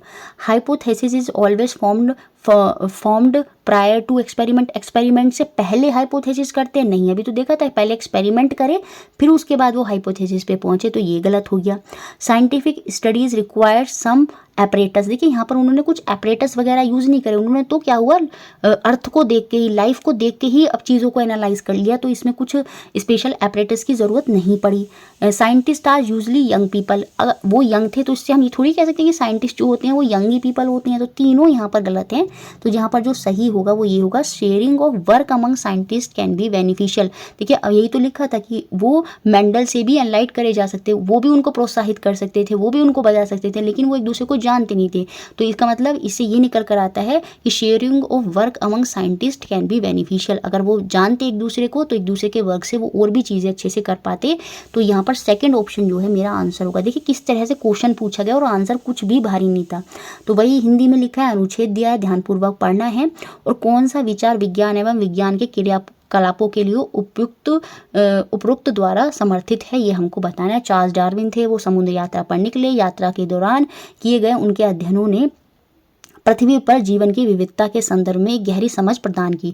अब देखिए उन्होंने क्या करा, इसी से उन्हें अपने जब वो समुद्र यात्रा पर जाए थे, इसी से उन्हें जीवन की विविधता के संदर्भ में गहरी पहचान जो है, समझ प्रदान हुई। तो उसमें उनको किसी उपकरण की आवश्यकता नहीं हुई, इस वजह से ये ऑप्शन सही नहीं था। वो इंग्लैंड वापस पहुंचे, वहाँ पर उन्होंने विभिन्न क्या करा, वहाँ पर रहकर विभिन्न प्रयोग किए, जिससे वे सिद्धांत दे पाए कि जीवन का विकास प्राकृतिक चयन द्वारा हुआ है। फिर वहाँ पर वो रहे, उन्होंने एक्सपेरिमेंट किए, उसके बाद ही वो कह पाए क्या कि जीवन का विकास जो है प्राकृतिक चयन द्वारा हुआ है। उन्हें मेंडल के प्रयोगों में प्रबोधन मिल सकता था। देखिए जो मेंडल के प्रयोग थे उनमें भी उनको प्रबोधन मिल सकता था, वो वहाँ पर भी एनलाइटेड हो सकते थे, किंतु वो एक दूसरे को कार्य को नहीं जानते थे। जो मेंडल ने दिया है ना, जॉर्ज मेंडल ने आपका मटर के पौधे वाला जो दिया था वो कॉन्सेप्ट, वो मेंडल का कॉन्सेप्ट था। तो वो दोनों एक दूसरे को जानते नहीं थे, वरना वो एक दूसरे के प्रबोधन, वो उनके प्रयोगों के लिए वो उसको प्रबोधन देते। तो यहाँ पर यही सेकंड। अब देखिए यहाँ पर क्या लिख दिया है ना, देखो ये तो बाहर हो गया, प्रयोगों से पूर्व सर्वदा परिकल्पना का निर्माण होता नहीं, प्रयोगों के बीच में होता है। वो युवा हैं, युवा से कोई मतलब नहीं है कि बस साइंटिस्ट जो होते हैं वो युवा होते हैं। उपकरण का उन्हें कोई आवश्यकता नहीं थी, क्योंकि उन्होंने अपने घूमने से ही ये चीज़ निकाल दी थी। वैज्ञानिकों में कार्य साझा करना कभी लाभदायक नहीं होता, ये होता है नहीं, यहाँ पर नहीं होना चाहिए था। हिंदी में ऑप्शन ही गलत दे रखे थे, इस पर ऑब्जेक्शन होता ना तो ये हिंदी वाले बच्चों को इसमें नंबर मिलना चाहिए था पूरा, क्योंकि ये भी ऑप्शन गलत दे रखा है इन्होंने, जबकि इंग्लिश में सही लिखा है। वैज्ञानिकों में कार्य साझा करना कभी लाभदायक हो सकता है, बिल्कुल ये बात यहाँ पर सही होती, लेकिन इन्होंने लिख दिया नहीं लाभदायक होता, तो ये ऑप्शन भी गलत हो गया। तो हिंदी में तो चारों ऑप्शन गलत हैं और इंग्लिश में ऑप्शन नंबर सेकंड जो है वो मेरा यहाँ पर आंसर होगा। नेक्स्ट क्वेश्चन देखते हैं 28। Which of the following would be the most appropriate way to teach class 6th student about the phases of moon and varying position of constellation in sky. देखिए कक्षा 6 में ही बच्चे जब जाते हैं नए तो वो फेसेज ऑफ मून पढ़ते हैं। 8 फेसेज होते हैं मून के, है ना, वो पढ़ते हैं। फुल मून होता है, वैक्सिंग क्रीसेंट होता है, पहले न्यू मून होता है, फिर वैक्सिंग क्रीसेंट होता है, फिर आपका फुल मून, फिर बीच में एक और आता है, फिर फुल मून आता है, फिर आपका वैक्सिंग गिब्बस होता है, फिर बीच में एक और आता है, फिर आपका न्यू मून। मतलब ये पूरा एक सीक्वेंस है, मुझे एग्जैक्ट याद नहीं आ रहा, बट 8 फेसेस होते हैं मून के, वो हम क्लास 6 में पढ़ते हैं। तो उसको अप्रोप्रिएट समझाने के लिए क्लास के टीचर को क्या करना चाहिए, ऑर्गेनाइजिंग का class discussion which student share their experience. एक कक्षा परिचर्चा का आयोजन करना जिसमें विद्यार्थी अपने अनुभवों को साझा कर सके। अब इसको होल्ड पर रखते हैं, आंसर हो सकता है taking student to visit to a planetarium and answering their question. विद्यार्थियों को तारामंडल की सैर, देखिए तारामंडल की सैर के लिए नहीं ले जाया जा सकता, तो ये ऑप्शन हो गया यहाँ से बाहर। Asking student to observe the, देखिए जब भी ऑब्जर्व वाली चीज़ आ जाती है बच्चों से खुद, asking student to observe the night sky for 2 months and record and discuss their observation. विद्यार्थियों को रात्रि आकाश का 2 महीने तक का अवलोकन करने के लिए कहना और अवलोकन को लिखने और चर्चा करने के लिए कहना, यही सबसे बेस्ट मेथड होगा अगर टीचर को ये टॉपिक पढ़ाना है।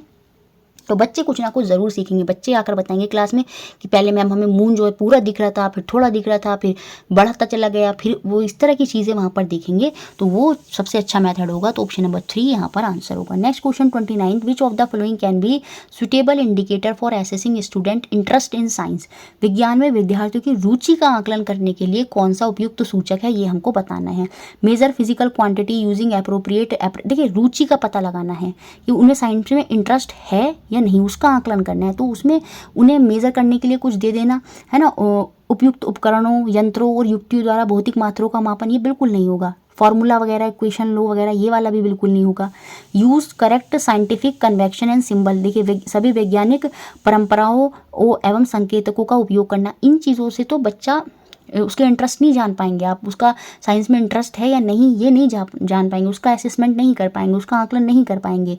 तो आंसर होगा option number second, demonstrate an awareness about the contemporary research trend, समकालीन अनुसंधान विचारधारा के विषय में बोध प्रदर्शित करना, जो रिसर्च चल रही है ट्रेंड में है ना, उनके बारे में अवेयरनेस देना, उससे बच्चे ज़रूर उनका इंटरेस्ट वहाँ पर जगेगा और वो कुछ चीज़ें पूछेंगे, कुछ चीज़ें बताएंगे, तो वहाँ पर टीचर जो है उनका इंटरेस्ट साइंस में है या नहीं है उस चीज़ का आकलन कर पाएगी। क्योंकि जो बच्चे इंटरेस्ट लेंगे उस चीज़ को समझने में कि अभी रिसेंट में क्या चल रहा था, उस चीज़ों में इंटरेस्ट दिखाएंगे, तो कहीं ना कहीं उन्हें इंटरेस्ट होगा साइंस में, उस बेसिस पर आप एनालिसिस जो है उनका असेसमेंट जो है वो कर पाएंगे। तो ऑप्शन नंबर सेकंड यहाँ पर आंसर होगा। नेक्स्ट क्वेश्चन और last question 30, which of the following is a desirable strategy to be followed by the science teacher in encouraging inquiry oriented laboratory work. देखिए इंक्वायरी ओरिएंटेड क्लासरूम को बहुत ज़्यादा focus किया जाता है साइंस में।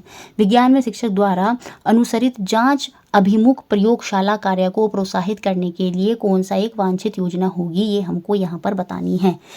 Class should begin with demonstration of task by the teacher. देखिए जब टीचर करके दिखाता है तो वो साइंस में कभी अच्छा नहीं होता, तो ये ऑप्शन तो हो गया बाहर। कक्षाएं शिक्षक द्वारा कार्य के प्रदर्शन से आरंभ करी जाए, यहाँ पर तो टीचर हेड हो गया, बच्चा तो पैसिव हो गया। बच्चा हमेशा एक्टिव होना चाहिए, वो केंद्र में होना चाहिए ना कि teacher. Student should be help to verify the principle that has been taught to them. जो नियम विद्यार्थियों को सिखाए गए हैं उन्हें सत्यापित करने के लिए विद्यार्थियों की मदद करना। सिखा तो आपने दिए ना, टीचर ही यहाँ पर एक्टिव हो गया, तो इंक्वायरी अप्रोच यहाँ पर नहीं आ रही। इंक्वायरी में क्या होता है, खोजी, ये जो इंक्वायरी अप्रोच होती है ना, बच्चे कुछ इंक्वायरिंग करते हैं, टीचर ने पहले वेरीफाई कर दी प्रिंसिपल, है ना, तो वो चीज़ है यहाँ पर नहीं होगा ये answer. Focus should be on leading student to reach the correct answer. Focus इसी पर होना चाहिए कि बच्चे सही उत्तर पर पहुंचे। नहीं, साइंस में सही उत्तर रोल प्ले नहीं करता, साइंस में गलतियाँ होती हैं, गलतियों को ठीक करते हैं बच्चे, ये बहुत इंपॉर्टेंट चीज़ है। साइंस में बहस होती है, स्कैप्टिसिज्म होती है, साइंस में बहुत चीज़ें होती है, डिबेट होती हैं, साइंस में इन सब चीज़ों को प्रमोट करा जाता है, ना कि ये टारगेट होता है कि सिर्फ कहीं सही उत्तर पर बच्चा पहुंचे। तो ऑप्शन नंबर 3 यहाँ पर आंसर होगा। Classes should begin by posing a problem. कक्षाएं एक प्रश्न देकर आरंभ की जानी चाहिए, बिल्कुल ये होना चाहिए। कोई एक समस्या, उसके बाद उसमें बच्चे क्या करेंगे, मल्टीपल आंसर्स खुद से देंगे, वहाँ पर वो खुद से अपने अपने आइडियाज़ देंगे, खुद से चीज़ों को करने की कोशिश करेंगे। तो ये यहाँ पर हो सकता है begin with posing a problem. Option number 3 मेरा यहाँ पर आंसर होगा। और इस तरह से हमने ये सारे क्वेश्चन देखे जो आपके 11 जनवरी में पूछे। चलिए लास्ट में अब हम देखते हैं 13 जनवरी में जो 10 क्वेश्चन पूछे गए थे 21 से 30 तक, और इसी के साथ हमारे ये 50 क्वेश्चन जो हैं वो कंप्लीट हो जाएंगे। तो 21 क्वेश्चन पैडागोजी का, what kind of question would not be recommended for framing an open book test. एक खुली किताब परीक्षा के लिए किस प्रकार के प्रश्नों को प्रस्तावित वहाँ पर नहीं किया जाना चाहिए। देखिए ओपन बुक टेस्ट जो है इसका मतलब ये है वहाँ पर ऐसे क्वेश्चन है जैसे एनसीईआरटी में होते हैं ना भूजो पहेली वाले क्वेश्चन, कि वहाँ पर कुछ एक्सपेरिमेंट एक्टिविटीज़ होती हैं, उनके माध्यम से जो आपको प्रेजेंट में पता है उन चीज़ों के माध्यम से जो चीज़ें आपको नहीं पता हैं वहाँ तक ले जाया जाता है, तो वो ओपन बुक होती हैं। Application of theoretical principle to unfamiliar situation, बिल्कुल ये ओपन बुक टेस्ट में आएगा। अपरिचित परिस्थितियों में सैद्धांतिक नियमों का उपयोग, देखिए जो चीज़ें हमें पता हैं, जो नियम पता हैं, उनके माध्यम से जो नहीं पता अगर हम वहाँ तक पहुँचने की कोशिश कर रहे हैं तो वो ओपन बुक के अंदर बिल्कुल आएगा, उस टेस्ट में वो क्वेश्चन हो सकता है। तो ये बिल्कुल यहाँ पर सही हो जाएगा, क्योंकि जो चीज़ नहीं पता है उनको हम जानने की कोशिश कर रहे हैं या पूछने की कोशिश कर रहे हैं किससे, जो चीज़ें उसको पता है। Long derivation of standard formula, ये यहाँ पर नहीं होगा। मानक सूत्रों के लंबे न्यूनतम, तो ये बिल्कुल भी नहीं होगा। हम डेरिवेशन दे रहे हैं ऑफ स्टैंडर्ड फार्मूला, तो ये क्वेश्चन यहाँ पर नहीं आएगा। इसका कहीं से भी कहीं तक ओपन बुक टेस्ट से कनेक्शन नहीं होगा। ओपन एंडेड क्वेश्चन पूछे जाएंगे, जैसे कुछ भी पूछ दिया, अगर मून के फेसेस ना हो, कब ऐसी कंडीशन आएगी कि मून के फेसेस नहीं होंगे, चंद्रमा में कलाएँ नहीं होंगी, तो वो क्वेश्चन जब पूछे जाते हैं, जैसे घर्षण बल अगर ना हो तो क्या होगा, फ्रिक्शन फोर्स ना हो तो क्या होगा, क्या कोई वस्तु चलती भी कभी रुक पाएगी, इस तरह से जो क्वेश्चन होते हैं वो ओपन बुक टेस्ट में आते हैं। तो ओपन एंडेड क्वेश्चन इसमें आ जाएंगे। सॉल्विंग इनोवेटिव प्रॉब्लम, नवीन समस्याओं को हल करना भी ओपन बुक टेस्ट में आ जाएगा। तो यहाँ पर ऑप्शन नंबर 2 जो है ये रिकमेंड नहीं होना चाहिए, ये प्रस्तावित नहीं होना। Next question number 22, which of the following is not an objective of conducting a group discussion on socio scientific issue in a science class. निम्न में से कौन सा एक विज्ञान की कक्षा में सामाजिक वैज्ञानिक विषयों पर सामूहिक विचार विमर्श का संचालन करने का लक्ष्य नहीं है। आपकी क्लास है, आप टीचर हैं, आपने ग्रुप डिस्कशन कराया किस पर, सोशो साइंटिफिक इशू, जैसे कुछ भी हो सकता है, जैसे क्लाइमेट चेंज आजकल बहुत बड़ा एक मुद्दा बना हुआ है, तो उसका डिस्कशन आप ग्रुप डिस्कशन क्लास में करा रहे हैं क्योंकि वो समाज से रिलेटेड एक साइंटिफिक इशू है। तो इसके पीछे आपका क्या उद्देश्य नहीं रहा होगा ये हमें बताना है। तो मतलब नेगेटिव पॉइंट यहाँ पर बताना है। ये हम क्यों कर रहे हैं? To encourage student to evaluate a subject from multiple perspective. बिल्कुल एक जो है सब्जेक्ट का मूल्यांकन हम मल्टीपल पर्सपेक्टिव से कर सकें, बिल्कुल इसी चीज़ को, क्योंकि ऐसा नहीं है साइंस में हम समाज को भी देखें, सोसाइटी को भी, सोशल जो है उसको भी देखें। किसी विषय का बहुपरिप्रेक्ष्य मूल्यांकन करने के लिए छात्रों को प्रोत्साहित करना ये उद्देश्य होगा, बिल्कुल होगा। To develop in student the habit of framing evidence based argument, बिल्कुल, क्योंकि जहाँ पर बच्चे जो है एविडेंस रखेंगे, चीज़ों को बताएंगे, तो कहीं ना कहीं वो चीज़ ही उनमें डेवलप करना चाहता है टीचर। छात्रों में प्रमाण आधारित बहस की आदत का विकास करना, क्योंकि साइंस में ये बहुत बड़ा रोल प्ले करता है। नेक्स्ट पॉइंट क्या है? तो ये तो दोनों पॉजिटिव हो गए। To lead all student to the clearly defined correction, नहीं कि कहाँ पर लेकर जाना, सभी छात्रों को मुद्दों के स्पष्ट रूप से परिभाषित सही समाधान की ओर ले जाना, नहीं, ये नहीं होगा। सही रूप से परिभाषित समाधान की ओर लेकर जाना नहीं होगा, क्योंकि परिभाषित शब्द जो आ गया ना यहाँ पर कि हम क्या कर रहे हैं, जो करेक्ट डेफिनेशन है उन तक बच्चों को लेकर जाना, ये उद्देश्य नहीं होता ग्रुप डिस्कशन जब हम करा रहे हैं एक टॉपिक पर। To demonstrate the social contest of science, बिल्कुल विज्ञान के सामाजिक संदर्भ का प्रदर्शन करना कि विज्ञान कैसे समाज से जुड़ी हुई है, कहीं ना कहीं टीचर वहाँ से भी बच्चों को कनेक्ट करना चाहता है, वो उद्देश्य उसका रहा होगा। तो आंसर यहाँ पर जो नहीं होगा, जो ऑब्जेक्टिव नहीं है, वो ऑप्शन नंबर 3 हो जाएगा। नेक्स्ट क्वेश्चन देखते हैं 23, which of the following is best strategy to introduce class as student the concept of vibration as the cause of sound. Sound जो है वाइब्रेशन से ही उत्पन्न होती है ना, ध्वनि जो है वो पार्टिकल जो होते हैं, कण जो है, जब वो वाइब्रेट करते हैं तो वो वेव की फॉर्म में, तरंग की फॉर्म में जो है आगे बढ़ती है और हमें जो है आवाज़ जो है वहाँ पर वो प्रोड्यूस होती है। तो कक्षा 8 के छात्रों को समझाने में कि कंपन का प्रत्यय ध्वनि का कारण है, इसी के लिए कौन सा सर्वोत्तम युक्ति होगी। जब मुझे क्लास में अपने स्टूडेंट को ये समझाना है तो कौन सी बेस्ट होगा। देखिए जब भी साइंस में हम कोई टॉपिक पढ़ाते हैं, मैंने हमेशा बताया है, तो बेस्ट स्ट्रैटेजी होती है कि बच्चों को कोई एक्टिविटी कराई जाए, जो प्रेजेंट नॉलेज है उससे लेकर हम जो चीज़ बच्चों को नहीं पता है, अनफैमिलियर कॉन्सेप्ट है, वहाँ तक लेके जाया जाए, वो सबसे बेस्ट अप्रोच होती है। इंक्वायरी अप्रोच जो है यहाँ पर फॉलो करी जाती है। आपकी जो क्रिएटिविटी है उस पर ज़्यादा फोकस करा जाता है, बच्चे खुद से खोज करें, डिस्कवरी करें चीज़ों को, वहाँ तक ये सारी चीज़ें जो हैं साइंस में इंपॉर्टेंट रोल प्ले करती हैं। Encourage student in sounds producing activity like plugging a stretch rubber band, बिल्कुल ये चीज़ यहाँ पर होगी। छात्रों को ध्वनि उत्पादन क्रियाकलाप में लगाना, जैसे कि एक खींचे हुए रबर बैंड को पकड़कर छोड़ना, तो उसमें देखेंगे बच्चे वाइब्रेशन होगा, तो कहीं ना कहीं वो वाइब्रेशन का कॉन्सेप्ट वहाँ पर समझा पाएगी। बाकी देखिए डिफाइन करना, इंट्रोड्यूस करना कॉन्सेप्ट, एक्सप्लेन प्रोसेस करना, ये नहीं आएगा। तो सबसे बेस्ट तरीका क्या होगा, कोई ऐसी एक्टिविटी कराना जो प्रेजेंट में है, जिसको बच्चे फील कर सकें और वहाँ से वो देख सकें, अच्छा ये वाइब्रेशन है, ये जो झन झन झन हो रहा है इसमें क्या है, ये वाइब्रेशन है, और इसी से जो है साउंड का कॉन्सेप्ट आता है। तो ऑप्शन नंबर 1 जो है वो यहाँ पर बेस्ट हो जाएगा strategy. Next question 24, which of the following would be the most appropriate strategy to introduce the concept of buoyant force. जब मुझे उत्प्लावन बल का संप्रत्यय परिचय करना है तो कौन सी युक्ति सर्वाधिक उपयुक्त होगी, ये हमको यहाँ पर बतानी है। देखिए कोई भी फ्लूइड होता है वो नीचे से अपने ऊपर की तरफ एक फोर्स लगाता है, एक बल लगाता है, जिसे हम बुआंट फोर्स, उत्प्लावन बल बोलते हैं, और वो उतना ही होता है जितना वस्तु द्वारा पानी हटाया जाता है। तो जितना वस्तु पानी हटाएगी उतना ही नीचे से जो बुआंट फोर्स है वो वहाँ पर वर्क करती है। तो इसमें हम इस कॉन्सेप्ट को समझाने के लिए डेफिनेशन कभी नहीं आएगी। आर्किमिडीज का प्रिंसिपल ही बता दिया आके, नहीं बिल्कुल नहीं। Engaging student in catch and throw activity, नहीं, कैच एंड थ्रो एक्टिविटी वो कराएंगे, छात्रों को पकड़ने और फेंकने के क्रियाकलापों में लगाना, इस क्रियाकलाप का बुआंट फोर्स से कोई मतलब नहीं है। Engaging student in floating and sinking activity, ये होगा छात्रों को तैरने और डूबने के क्रियाकलाप में लगाना। तो यहाँ पर टीचर जो है पहले ये एक्टिविटी कराएगा और फिर बच्चों को उस कॉन्सेप्ट तक लेकर जाएगा, कहाँ तक, बुआंट फोर्स तक, कि अच्छा देखिए यहाँ पर बुआंट फोर्स लग रही है इसलिए ये वस्तु जो है डूबी नहीं, और यहाँ पर बुआंट फोर्स नहीं लग रही इसलिए वस्तु क्या हुई, पानी में डूब गई, मतलब ज़्यादा बुआंट फोर्स वहाँ पर नहीं लग रही थी तो इस वजह से वो सिंक कर गई। तो कहीं ना कहीं वो कॉन्सेप्ट जो है सबसे पहले एक्टिविटी के माध्यम से कराएगा, और कौन सी एक्टिविटी, 4th वाली एक्टिविटी। तो ऑप्शन नंबर 4 यहाँ पर मेरा आंसर हो जाएगा। नेक्स्ट क्वेश्चन 25, बहुत ईजी क्वेश्चन है, और ये जो एनालॉजी है, समवर्ती है, ये मुझे लगता है पूरी तरह से क्लियर हो गई होगी। कि जब मैं किसी चीज़ को समझाने के लिए किसी और चीज़ का एग्जाम्पल लेती हूँ तो वो एनालॉजी होती है। और जब टीचर ऐसी स्ट्रैटेजी फॉलो कर रहा है तो आपसे यही पूछेगा कि कौन सा पेडागोजिकल डिवाइस, शिक्षिका किस शिक्षा शास्त्रीय यंत्र का उपयोग कर रही है while teaching the cell. Cell topic पढ़ा रही है वो क्लास 8 में, और उसको समझाने के लिए उसने बताया जैसे सेल जो होता है वो बेसिक स्ट्रक्चरल यूनिट होता है हमारी बॉडी का, है ना, किसी भी ऑर्गेनिज्म का। तो सेम उसको समझाने के लिए, क्योंकि सेल तो बच्चों को नहीं दिख रहे, समझ नहीं आए, तो टीचर क्या कर रही है, ब्रिक, जैसे घर बनाने के लिए जो ईंट होती है वो बेसिक स्ट्रक्चर होती है, तो उससे ईंट से क्या कर रही है टीचर, पूरा बता रही है कैसे बिल्डिंग बनती है, सिमिलर ब्रिक होती हैं, फिर डिज़ाइन होता है, फिर शेप और साइज़ होती है। तो उस कॉन्सेप्ट से टीचर जो है सेल का कॉन्सेप्ट जो है, कोशिका का जो टॉपिक है वो समझा रही है पूरा। तो उसको उससे रिलेट करना, उसको उस चीज़ से समझाना, तो ये क्या कहलाता है, ये आपका एनालॉजी होता है, समवर्ती होता है। तो ऑप्शन नंबर 1 जो है वो यहाँ पर आंसर होगा। Next question 26,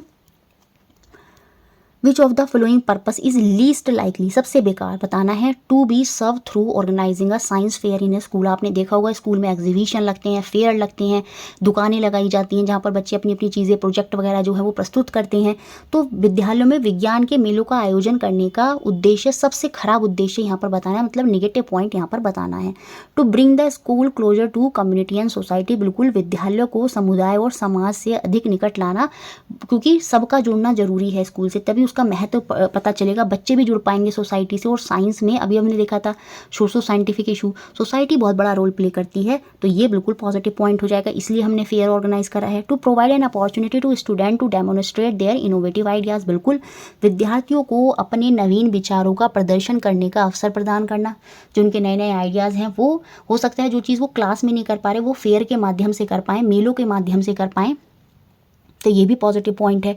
to provide a platform for exchange of idea between different student and institute. देखिए ये जो साइंस फेयर वगैरह लगाए जाते हैं इसमें अलग अलग स्टूडेंट के स्कूलों के बच्चे भी आते हैं, है ना, तो ये वो चीज़ विभिन्न छात्रों को और संस्थाओं के बीच विचार के आदान प्रदान हेतु एक मंच प्रदान करता है। ये तो ये भी एक उद्देश्य हो सकता है, क्योंकि साइंस में एक दूसरे के विचार जो हैं वो बहुत बड़ा रोल प्ले करते हैं, तो ये भी पॉजिटिव पॉइंट है। To identify the specific conceptual difficulties of individual student. देखिए साइंस जब फेयर होते हैं ना, उसमें पर्टिकुलर बच्चे की कमी निकालने के लिए, पता करने के लिए नहीं होता, वो व्यक्तिगत छात्र की विशिष्ट प्रत्यात्मक कठिनाइयों की पहचान करने के लिए नहीं, ये इस उद्देश्य से हम जो विज्ञान के फेयर हैं वो ऑर्गेनाइज नहीं करते, तो यही यहाँ पर लीस्ट लाइकली होगा। ऑप्शन नंबर 4 जो है वो हमारा आंसर हो। नेक्स्ट क्वेश्चन देखते हैं, क्वेश्चन नंबर 27, और हर शिफ्ट में ये डिपेंडेंट वेरिएबल और कंट्रोल वेरिएबल से क्वेश्चन था, और मैंने आपको समझा भी दिया है बहुत अच्छे से कि जो डिपेंडेंट वेरिएबल होते हैं, जो परतंत्र चर होते हैं, जिन पर हम टेस्ट कर रहे होते हैं, एक्सपेरिमेंट कर रहे होते हैं, वो आपके डिपेंडेंट वेरिएबल होते हैं, परतंत्र चर होते हैं। और जो पूरे एक्सपेरिमेंट में कंट्रोल्ड वेरिएबल जो सेम रहेंगे, जो कॉन्स्टेंट रहेंगे, वो आपके कंट्रोल्ड वेरिएबल होते हैं। तो ये दोनों आपको अच्छे से याद रखनी है। अब एक teacher wanted her student to investigate the effect of length of simple pendulum on time period, कि पेंडुलम की लंबाई का उसके समय अवधि पर पड़ने वाला प्रभाव, तो हम किस पर कर रहे हैं, इफेक्ट जो देख रहे हैं लेंथ का सिंपल पेंडुलम का, वो किस पर देख रहे हैं, ऑन इट्स टाइम पीरियड। तो यहाँ पर जो समय है, समय अवधि है, वो यहाँ पर क्या है, वो डिपेंडेंट वेरिएबल है, क्योंकि उसी का हम टेस्ट कर रहे हैं, उसी पर हम एक्सपेरिमेंट कर रहे हैं। और क्वेश्चन में कह रहा है कौन सा स्टेटमेंट यहाँ पर इनकरेक्ट है, सही नहीं है, ध्यान रखना, यहाँ पर क्या पूछा है, सही नहीं है, तो सेकेंड ऑप्शन ही यहाँ पर सही नहीं है। Time period would be a controlled variable, नहीं, टाइम पीरियड जो समय अवधि है वो एक नियंत्रित चर है, नहीं, वो आपका डिपेंडेंट चर है। जैसे जैसे लेंथ बढ़ेगी टाइम पीरियड भी ज़्यादा लगेगा, लेंथ कम होगी तो टाइम पीरियड भी कम होगा, तो वो आपका डिपेंडेंट वेरिएबल है। और वो डिपेंड, जो टाइम पीरियड, ये जो डिपेंडेंट वेरिएबल है, ये जो टाइम पीरियड है वो किस पर डिपेंड कर रहा है, effect of length of simple pendulum, साधारण पेंडुलम की लंबाई पर जो है वो निर्भर कर रहा है। तो यहाँ पर यही जो है गलत है, इसकी जगह अगर ये लिखा होता time period would be a dependent variable, तब ये सही होता।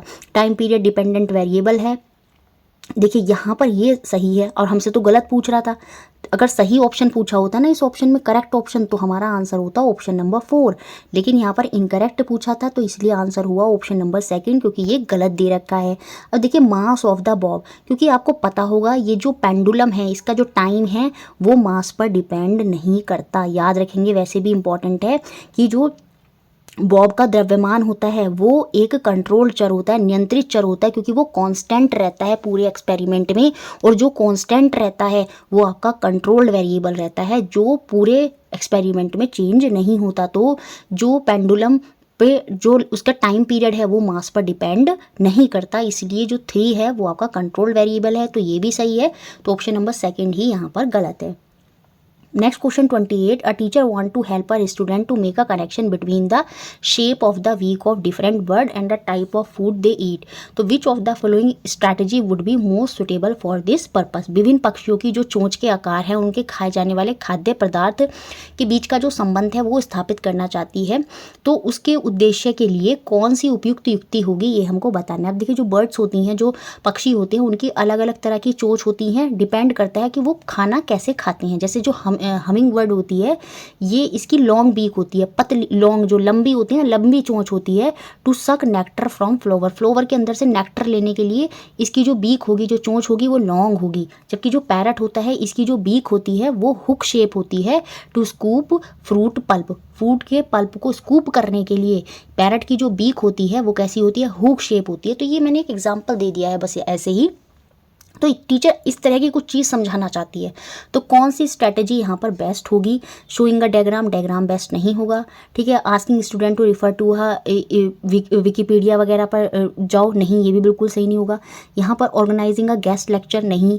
Visiting a bird sanctuary and asking student to make observation, यहाँ पर क्या करा टीचर ने, एक पक्षी अभ्यारण्य में भ्रमण कराना और छात्रों को अवलोकन करने के लिए कहना। तो यहाँ पर बच्चे खुद से देखेंगे कि अच्छा देखो, इस जो बर्ड है इसकी चोंच लंबी है, इसकी छोटी है, इसकी मोटी है, इसकी टेढ़ी है, कर्व शेप में है, तो वो देखेंगे कि वो खाने के अकॉर्डिंग है। तो कहीं ना कहीं बच्चों को वो चीज़ समझ में आएगी। तो यहाँ पर टीचर क्या करेगी, सबसे बेस्ट स्ट्रैटेजी जो होगी वो ऑप्शन नंबर 3 वाली होगी। बाकी सारी स्ट्रैटेजी इतनी बेस्ट नहीं होंगी। डायग्राम हम यहाँ पर नहीं दिखाएंगे, उससे बच्चे इतने अच्छे से नहीं समझ पाएगा। बच्चों से ये कह दिया जाए कि विश्वकोश की सहायता से देखें, नहीं, ये भी बिल्कुल सही नहीं होगा। तो ऑप्शन नंबर 3 जो है वो यहाँ पर हमारा आंसर हो जाएगा। नेक्स्ट क्वेश्चन देखते हैं 29, which of the following statement does not match with our present understanding of organizing a science curriculum. निम्न में से कौन सा कथन विज्ञान की पाठ्यचर्या के संगठन में हमारी वर्तमान समझ से मेल नहीं खाता है, मैच नहीं करता है, ये हमको यहाँ पर बताना है। जो प्राइमरी स्टेज होता है उस पर जो विज्ञान का करिकुलम होता है उसमें साइंस और SST should be integrated as environmental science. आपने देखा होगा 1 to 5 जो होता है, अगर मैं सरकारी स्कूल में बात करूं तो वहाँ पर साइंस एज ए सब्जेक्ट नहीं होता, वो एनवायरमेंटल स्टडी के तौर पर ही पढ़ाया जाता है। तो ये बात बिल्कुल सही है, इसी तरह का कैरिकुलम होता है।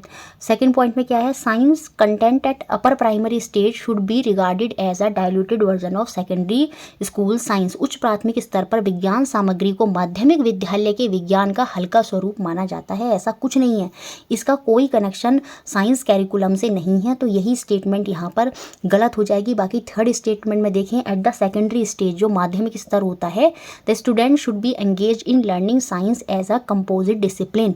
जो है विज्ञान के शिक्षण अधिगम के लिए एकीकृत शिक्षण के रूप में लाया जाता है। साइंस एज अ सब्जेक्ट आ जाती है वहाँ पर, उसको एकीकृत कर कर जो है सब, अब जो है अलग अलग नहीं है, उसको एकीकृत करके जो है यहाँ पर पढ़ाया जाता है। तो ये बात भी सही है। एट हायर की बात करें, उच्च माध्यमिक स्तर पर करें, 11th-12th की बात करें, तो secondary science should be introduce as a separate discipline. देखिए, विज्ञान के पृथक विषयों के रूप में प्रस्तावित किया जाता है। फिजिक्स, केमिस्ट्री, बायोलॉजी वहाँ पर अलग अलग हो जाती हैं। तो ये बिल्कुल सारी बातें जो हैं प्रेजेंट जो है अंडरस्टैंडिंग ऑफ हमारा साइंस कैरिकुलम जो विज्ञान का पाठ्यचर्या है उसके संगठन के बारे में कहीं ना कहीं बता रहे हैं। तो सेकेंड पॉइंट जो है वो यहाँ पर कनेक्ट नहीं कर रहा है कि जो अपर प्राइमरी स्टेज में साइंस होती है वो हल्का वर्जन होती है किसका, सेकेंडरी स्कूल साइंस का। नहीं, ये बात यहाँ पर गलत है। सबका अपना अपना महत्व है और सबको अलग अलग तरीकों से ध्यान में रखकर ही उनका करिकुलम जो है वो बनाया गया है। नेक्स्ट और लास्ट क्वेश्चन 30 क्वेश्चन, और ये बहुत इंपॉर्टेंट है। ये क्वेश्चन इस तरह का आगे भी आपको देखने को मिलेगा।